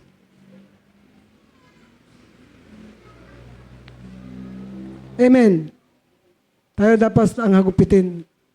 Tayo dapat ang lagyan ng tinik sa ulo. Tayo dapat ang duraan. Tayo dapat ang suntukin. Tayo dapat ang paluin. Kasi tayo mga makasalanan. Kaya lang inako niya yun. Kasi hindi natin kaya. Ano sabihin na, Ama, bakit mo ako pinabayaan? Kasi siya yung nagre-representa sa atin. Kung hindi kaya siya pabayaan, ano kaya tayo ngayon? Amen. Tayo nagre-represent. Siya ang nagre-representa para sa atin sa krus. Amen po ba? Yung hirap ng Panginoon, dapat natin makita. Yung sakripisyo ng Panginoon, dapat natin makita. Huwag tayong tatalikod sa Kanya.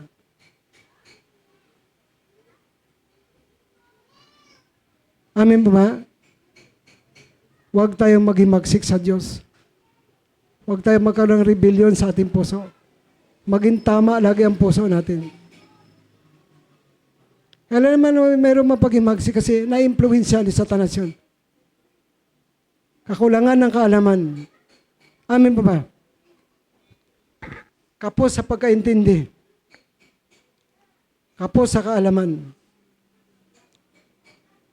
Walang karunungan.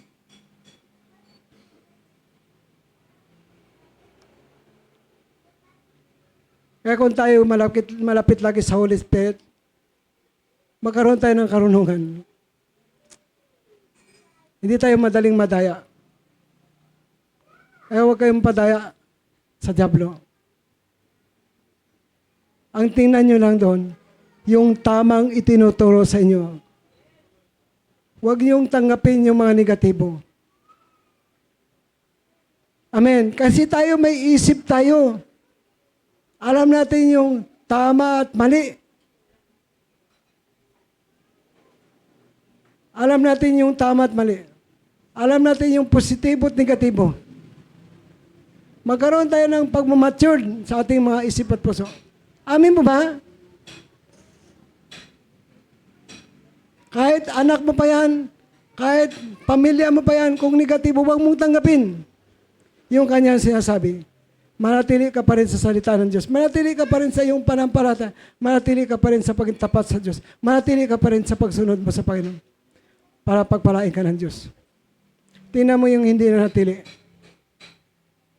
Hindi nakinig sa Diyos, hindi nakinig sa kanilang leader. Napahamak. Amin po ba? Amen. Napahamak sila. Alam niyo ba yung si Korah, Abiram at Datan? Yung 250 kasama ang pamilya. Impyerno yun. namatay sila sa paghimagsik sa Diyos kay Moises. Yung 14,700, impyerno din yun. Kasi namatay sila sa salot dahil sa paghimagsik kay Moises. Ang paghimagsik mo sa pinuno mo, paghimagsik mo yan sa Diyos. Walang makapasok sa langit sa ganung ugali ng tao, yung mapaghimagsik.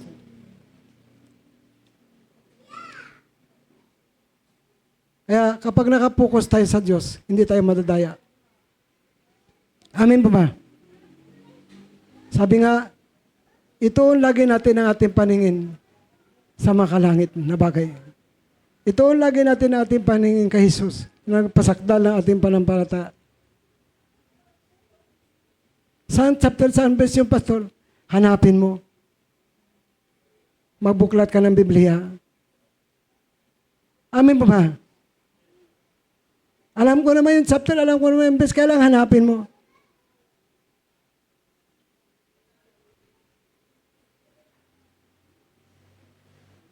Ubusin mo yung lumang tipan sa bagong tipan para matuto ka sa Panginoon. Amen po ba? Magbasa ka ng Bible, mag-pray ka lagi. Huwag mo alisin yung pagbabasa ng Biblia. Huwag mo alisin yung prayer sa buhay mo. Huwag mo alisin yung panampalataya. Huwag mo alisin yung katapatan. Huwag mo alisin yung pagsunod sa Panginoon. Ipanatili mo yan sa puso mo. Ikaw naman ang benepisyo doon. Huwag mo idamay ang sarili mo doon sa mga hindi manampalataya. Ganun talaga ang buhay. Mayroong langit, mayroong impyerno. Mayroong mapunta sa langit, mayroong mapunta sa impyerno. Amin ba ba? At yung mapunta sa langit, ito yung mga tili sa Diyos. Ang mapunta naman sa impyerno, ito yung mga ayaw sa Diyos. Amen. Kaya kung gusto mo langit ang punta mo, manatili ka kay Lord. Amen po ba? Manatili ka sa Kanya.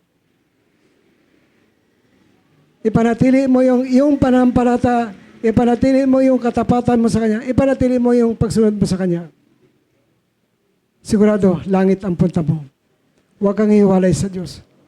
Huwag kang hiwalay sa turo sa iyo ng iyong leader. Amin po ba? Kapag humiwalay ka doon, tiyak mapapahama ka.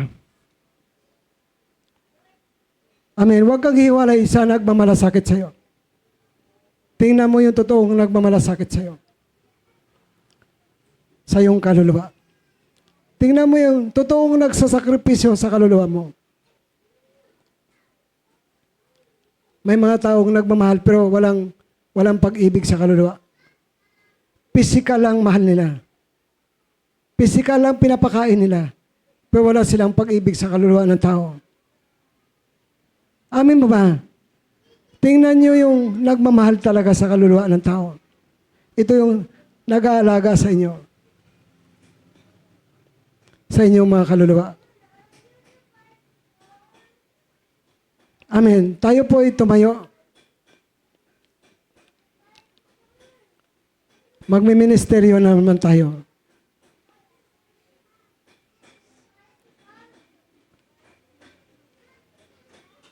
Ipalinis nyo ang inyong mata, ipalinis nyo ang inyong isip, palinis nyo ang puso nyo, kamay nyo. Ang sabi sa 1 Peter chapter 1 verse 2, tayo yung mga pinili ng Diyos, Ama natin sa langit. Tayo yung pinagimbalan ng Banal na Espiritu. Tayo yung ginawang masunurin ng Banal na Espiritu kay Kristo. Tayo yung maging malinis sa dugo ni Yesu. Apat yun, pinagimbalan, pinili ng Diyos, pinagimbalan ng Holy Spirit, maging masunurin kay Kristo, at maging malinis sa dugo ni Jesus. Alam niyo na kung ano ipapalinis nyo. I-practice nyo laging, Lord, linisin mo yung mata ko. Lord, linisin mo yung isip ko. Lord, linisin mo puso ko. Lord, linisin mo yung kamay ko.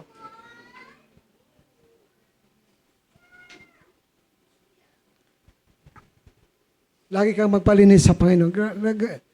Lagi mo sabihin sa Lord, gawin mo akong karapat-dapat sa iyo, Panginoon, sa harapan mo. Gawin mo akong totoong lingkod mo.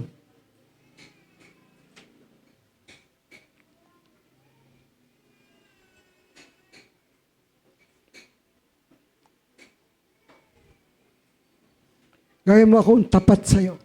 Gawin mo ako masunurin sa iyo. Ilagay mo sa puso ko ang genuine na pananampalataya.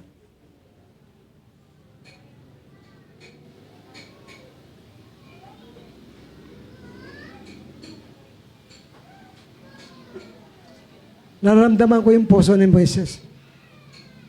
Dahil leader din ako. Yung malasakit ni Moises nararamdaman ko. Dahil leader din ako. Yung pagmamahal ni Moises sa mga tao, nararamdaman ko kasi nagmamahal din ako sa kaluluwa ng tao.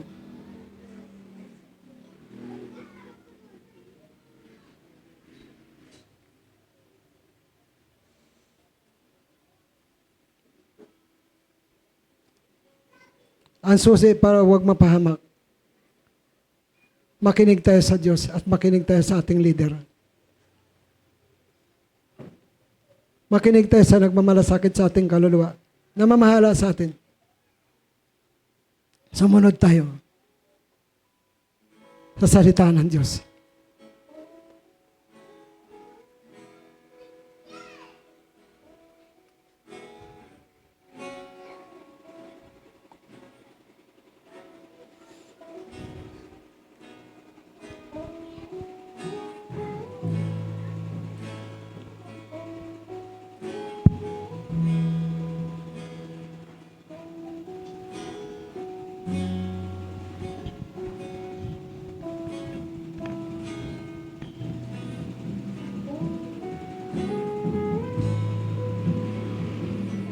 Ang desire ng puso ko, tumatag kayo sa inyong pananampalataya. Ang desire ng puso ko, maging masunurin kayo kay Kristo. Ang desire ng puso ko, maging tapat kayo kay Kristo. Ang desire ng puso ko, lagi yung matanggap ang pag-ibig ng Holy Ghost, ng Espiritu ng Diyos. Ang desire ng puso ko, lagi yung maranasan yung kagalakan ng Espiritu ng Diyos. Ang desire ng puso ko, lagi niyong maranasan yung kapayapaan sa isip at puso.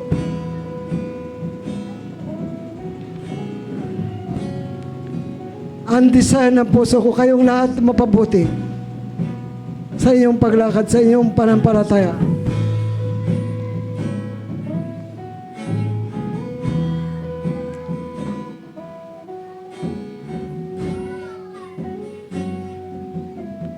Puro mabuting bagay ang desire ko para sa inyo. Yan ang nais ko para sa inyo. Katulad ng nais ng Diyos.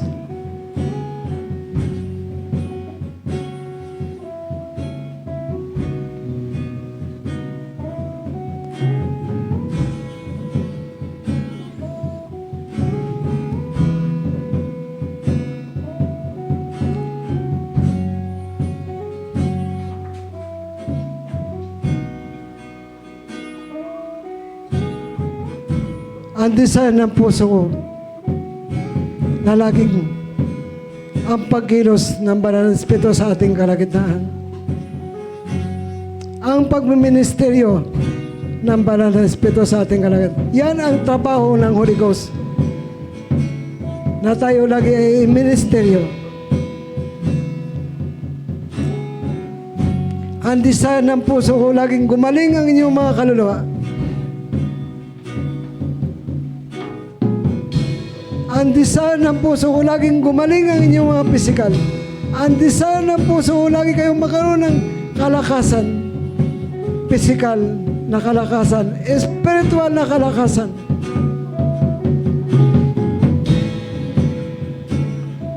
Ang desire ng puso ko, lagi kayong bantayan ng Panginoon. Protektahan ng ating Diyos sa lahat ng gawa ng masama. Yung inyong isip, yung inyong puso, laging bantayan ng Panginoon. Protektahan ng kapangyarihan ng Diyos para huwag mapasok na masama.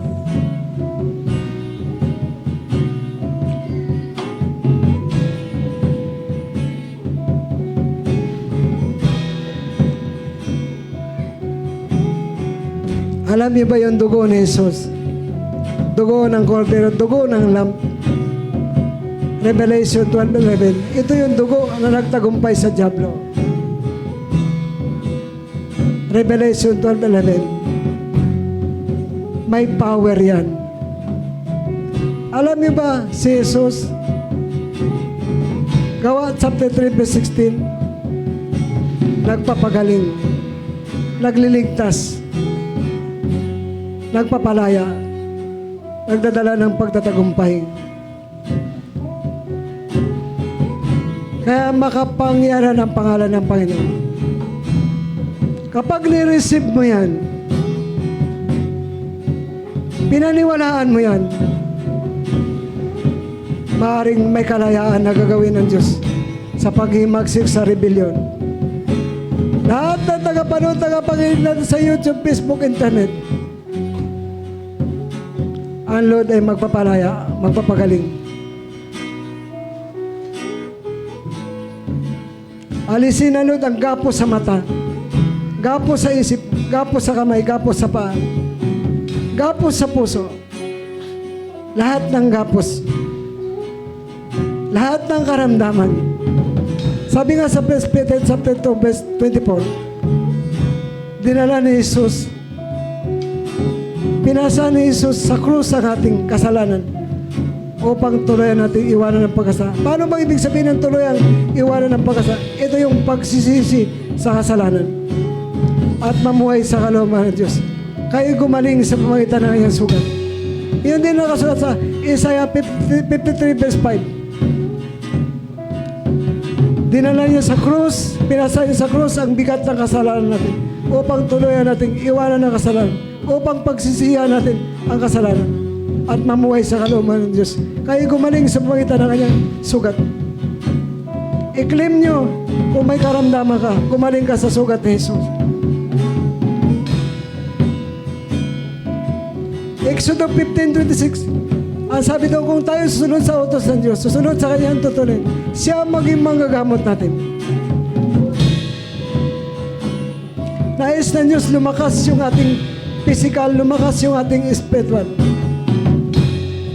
Nais ng Diyos pagpalain tayo ng kanyang mga salita. Nais ng Diyos maranasan natin ang kanyang anointing power. Nais ng Diyos ipanatili niya sa atin ang kanyang espiritu.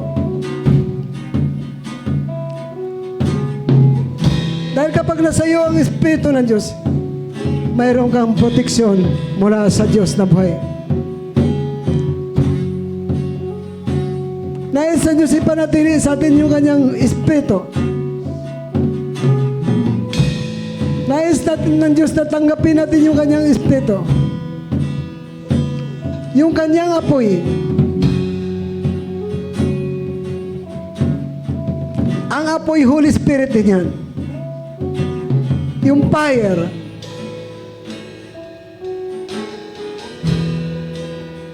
Yan ang tinanggap na mga alagad. Acts chapter 2 verse 3 verse 4. Unang tinanggap yung fire. Pangalawa yung Holy Ghost. Dahil yan ay nakapangako sa Mateo chapter 3 verse 11. Nagbautismo si Juan sa tubig bilang tanda ng pagsisisid pagtalikod sa kasalanan. Ngunit ang kasunod niya, ito si Jesus, ang magbautismo sa Holy Spirit at sa apoy.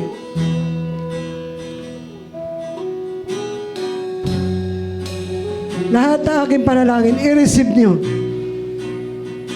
ng mayroong pagtanggap, mayroong pananampalataya. Nais kong gumaling ang ating kaluluwa. Nais kong tumatag yung ating mga espiritual na buhay. Nais kong maging tapat tayo sa Diyos. Nais kong sumunod tayo sa utos ng ating Diyos. Tandaan natin, lahat ng sumusuway ay mayroong mga consequence. Lahat na hindi sumusunod sa Diyos ay may bubungahing hindi maganda. Pagbabayaran mo yan. Hindi ako ang magbabayad. Hindi ibang tao ang magbabayad, kundi ikaw mismo na sumusuway ang magbabayad ng iyong pagsuway sa Panginoon.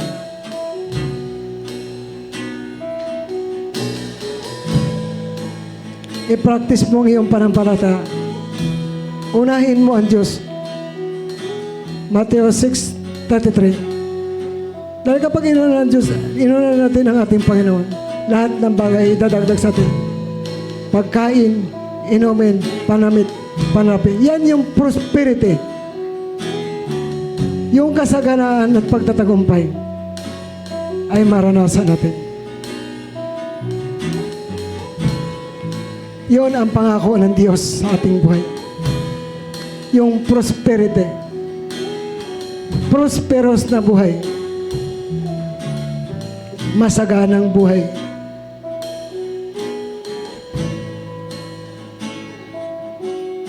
I-claim natin, paniwalaan natin, tanggapin natin. Basta receive lang.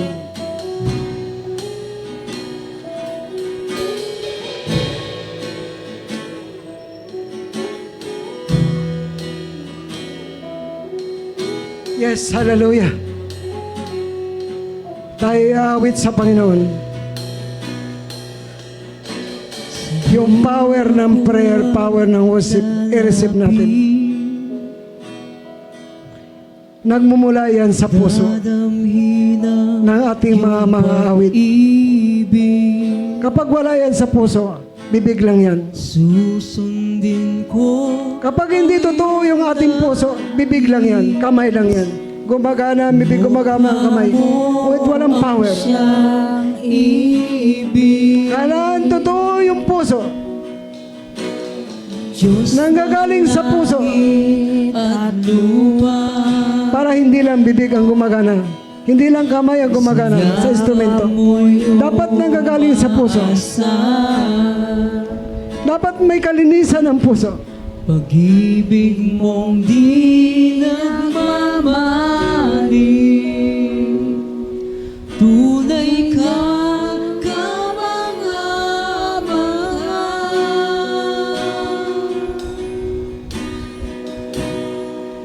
O aking Jesus, pag-ibig ng buhay ko, sasama sa'yo.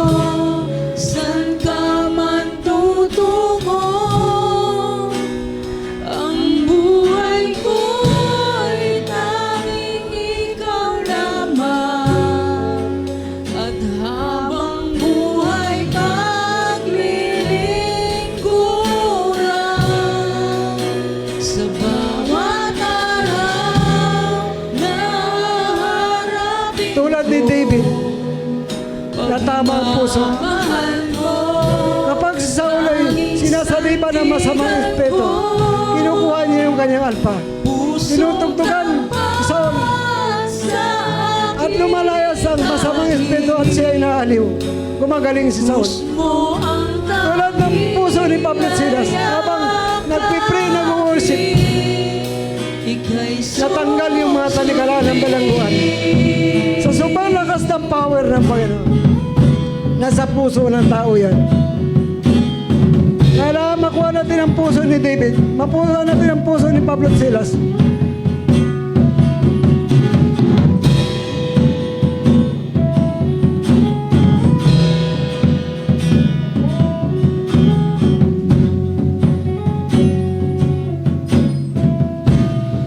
Lord, samahan mo kami sa hapong ito.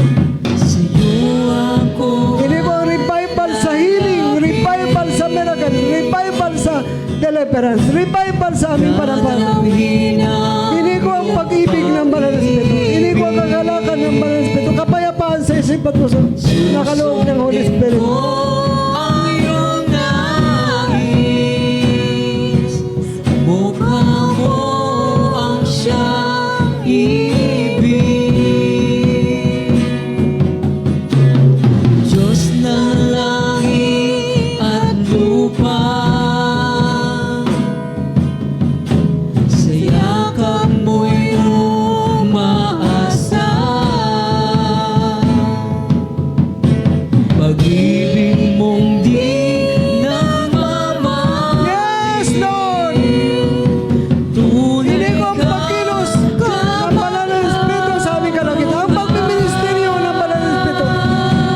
Kalagitnaan. O aking Jesus, hindi ko ang power ng God. Buhay ko,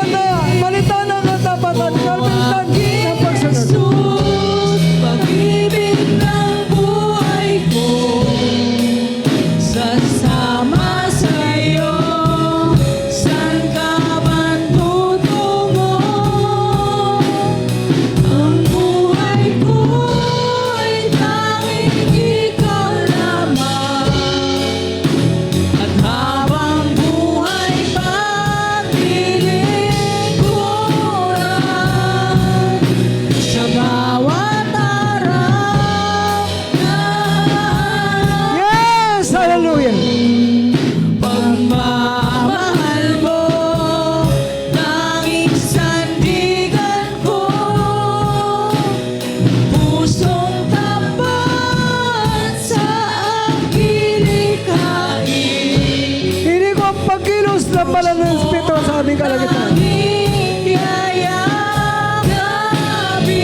Ang pagministeryo ng banal na Espiritu.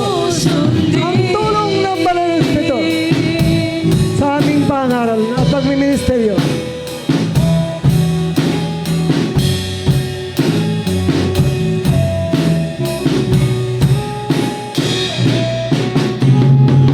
Hini ko ang himala at kababalaghan ng banal na Espiritu.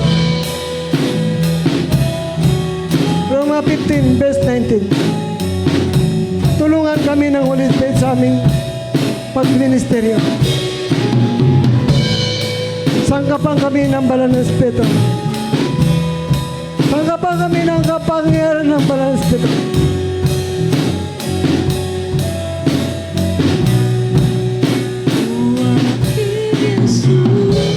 Pag-ibig ng buhay ko, sasama sa'yo, san ka man tutungo. Ang buhay Tayong mga pinili ng Diyos, tayong mga pinaging banal na Espiritu, sumunod tayo sa ating Panginoon. Maging malinis tayo sa dugo ni Jesus. 1 Peter chapter 1 verse 2. sa bawat araw na haharapin ko, pagmamahal mo, tanging sandigan Maging karapat-dapat tayo sa ating paglapit sa Panginoon. sa aking kaibig. Krus mo ang tanging yayakapin, ika'y susundin.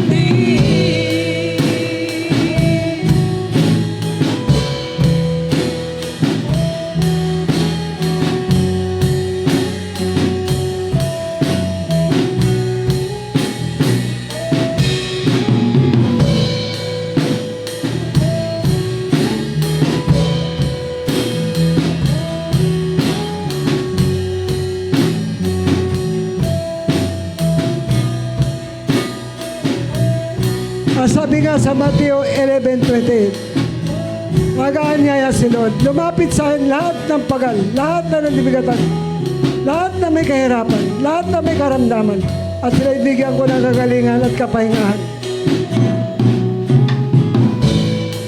Lahat na nangailangan sa Lord lumapit. Maliban sa leader,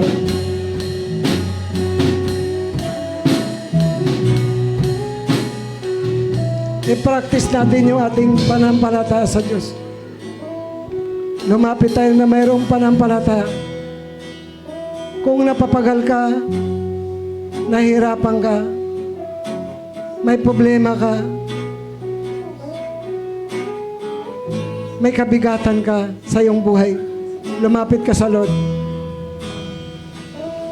Nais ka naming i-ministeryo. Lumapit ka na mayroong panampalataya. Lumapit ka na malinis sa Diyos. Malinis ang mata, malinis ang isip, malinis ang puso, malinis ang kamay. Magpalinis ka sa dugo ni Jesus.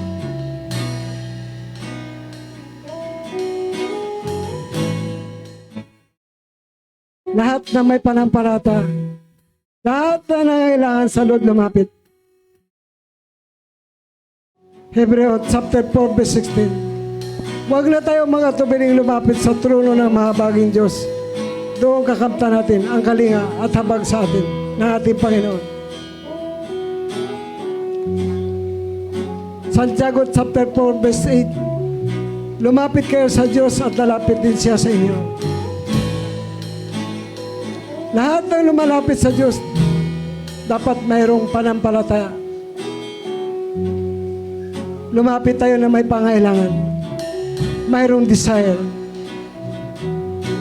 Ano man po, dahilan mo bakit ka lumapit, hingiin mo sa Diyos. Yes, hallelujah. I-anoint mo Lord ang bawat kamay. Punuin mo ito ng fire. Yung ang bawat kamay namin. Tulungan kami ng Santong Espiritu sa aming pagministeryo. Ang sabi ko, lahat lang ng lumapit sa Diyos,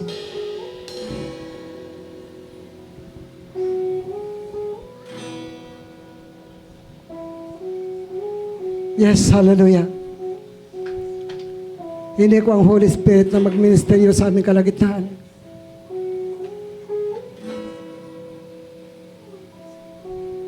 Hindi ko ang power ng God na aming maranasan sa hapong ito.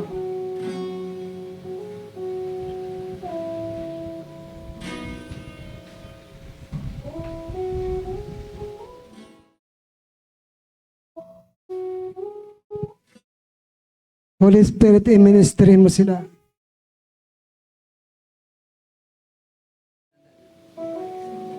Hini ko ang tulong ng Banal na Espiritu sa pag-ministry namin.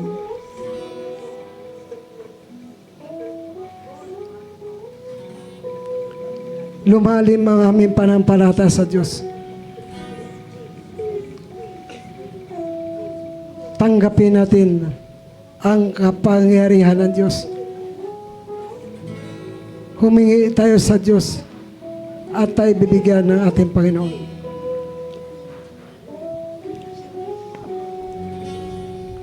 Hindi ko na mapuspos kayo ng Espiritu ng Diyos.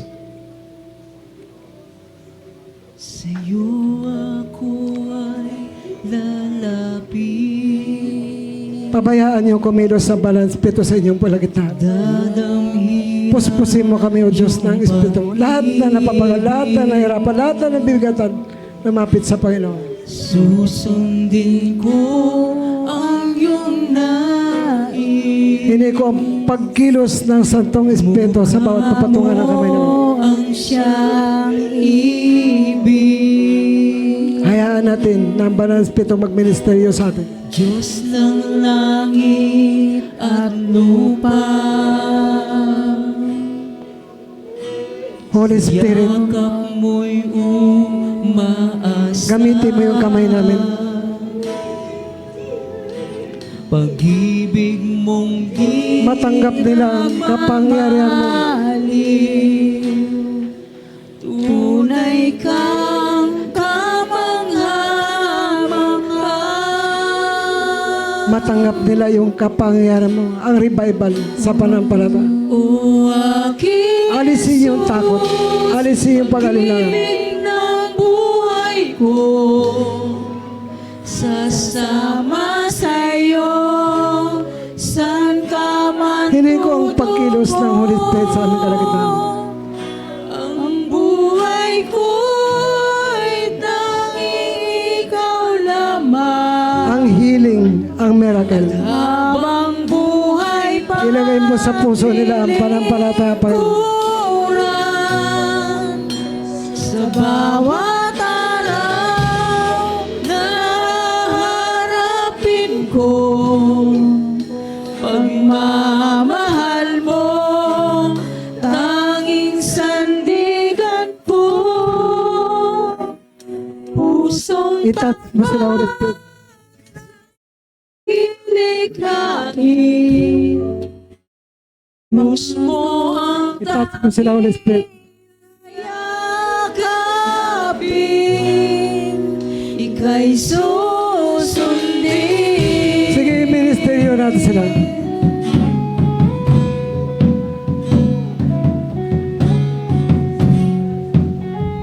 Magpakumbaba tayo sa Panginoon. Sabi nga, sa Santiago chapter 4 verse 6, laban ng Diyos sa pagmataas. Kung pinagpapala niya yung mapagpakumbaba, magpakumbaba tayo sa Panginoon. O aking Jesus, Magpakumbaba tayo. buhay ko, Laban ng Diyos sa mapagmataas, ngunit pinagpapala niya ang mapagpakumbaba. saan ka Santiago chapter 4 verse 6. ang buhay ko'y tanging ikaw lamang. Nagtagumpay sila laban sa Diablo. Ang buhay Dahil sa dugo ng kordero, sa dugo ni Jesus, Bumaling ang panalti ko. Acts chapter 3 verse 16. Dahil sa pangalan ni Jesus, may kaligtasan. Dahil sa pangalan ni Jesus, may kagalingan. Sa pangalan ni Jesus, may kalayahan. Sa pangalan ni Jesus, may katagumpayan. Maging totoo ka sa Diyos.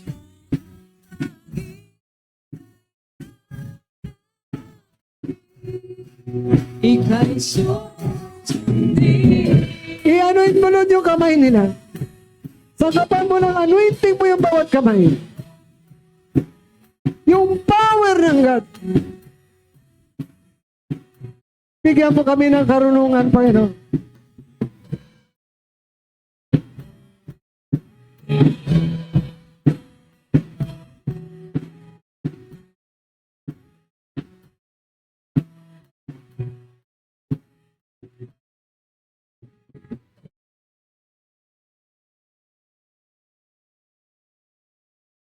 Hindi ko ang pagkilos ng Holy Spirit sa aming kalagatan.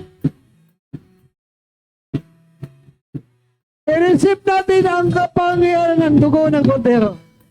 I-receive natin ang kapangyarihan ng pangalan ng Panginoong Hesus.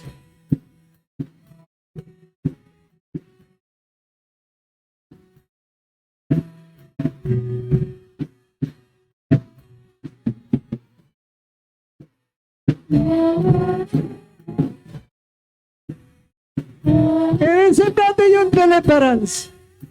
Yung power ng God. This power and the blood of Jesus Christ.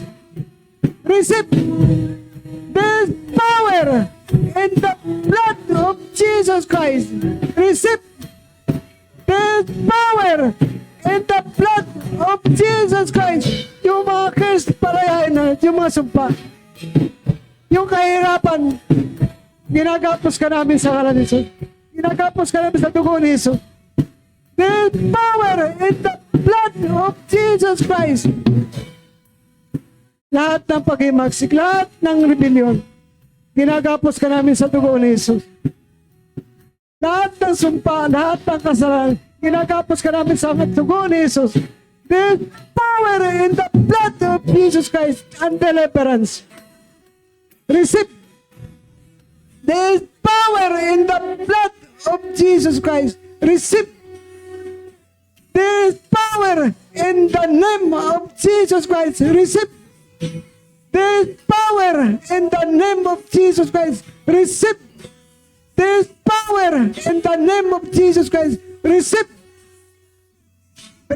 receive healing, receive miracle, receive deliverance, receive yung panampalataya, receive, Holy Spirit, receive, Holy Spirit, receive, i-receive niyo ang Holy Spirit.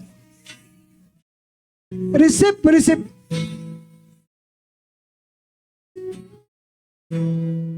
Salamat, Lord, sa hapong ito. Sa katagumpayan ng iyong salita, ng iyong mensahe.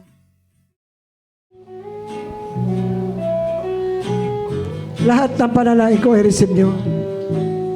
Yung kaligtasan ng inyong kaluluwa, kaligtasan ng kaluluwa ng inyong pamilya, receive. Yung katagumpayan ninyo, katagumpayan ng inyong pamilya, receive. Yung pagpapala ng Diyos, kasaganaan ng Diyos sa inyong buhay, sa inyong pamilya, receive. Yung prosperity, i-receive niyo, receive.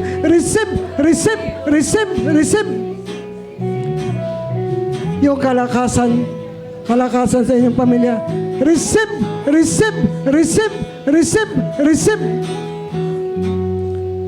Yung pagtatagumpay sa inyong buhay, sa inyong pamilya. Receive.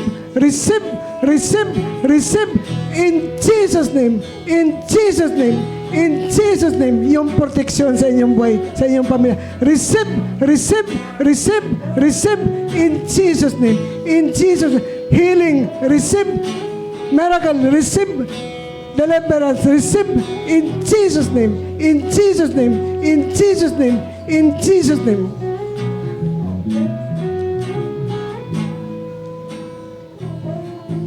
Kung ni-receive mo yun, tatagos yan sa espiritu, kaluluwa mo, katawan mo.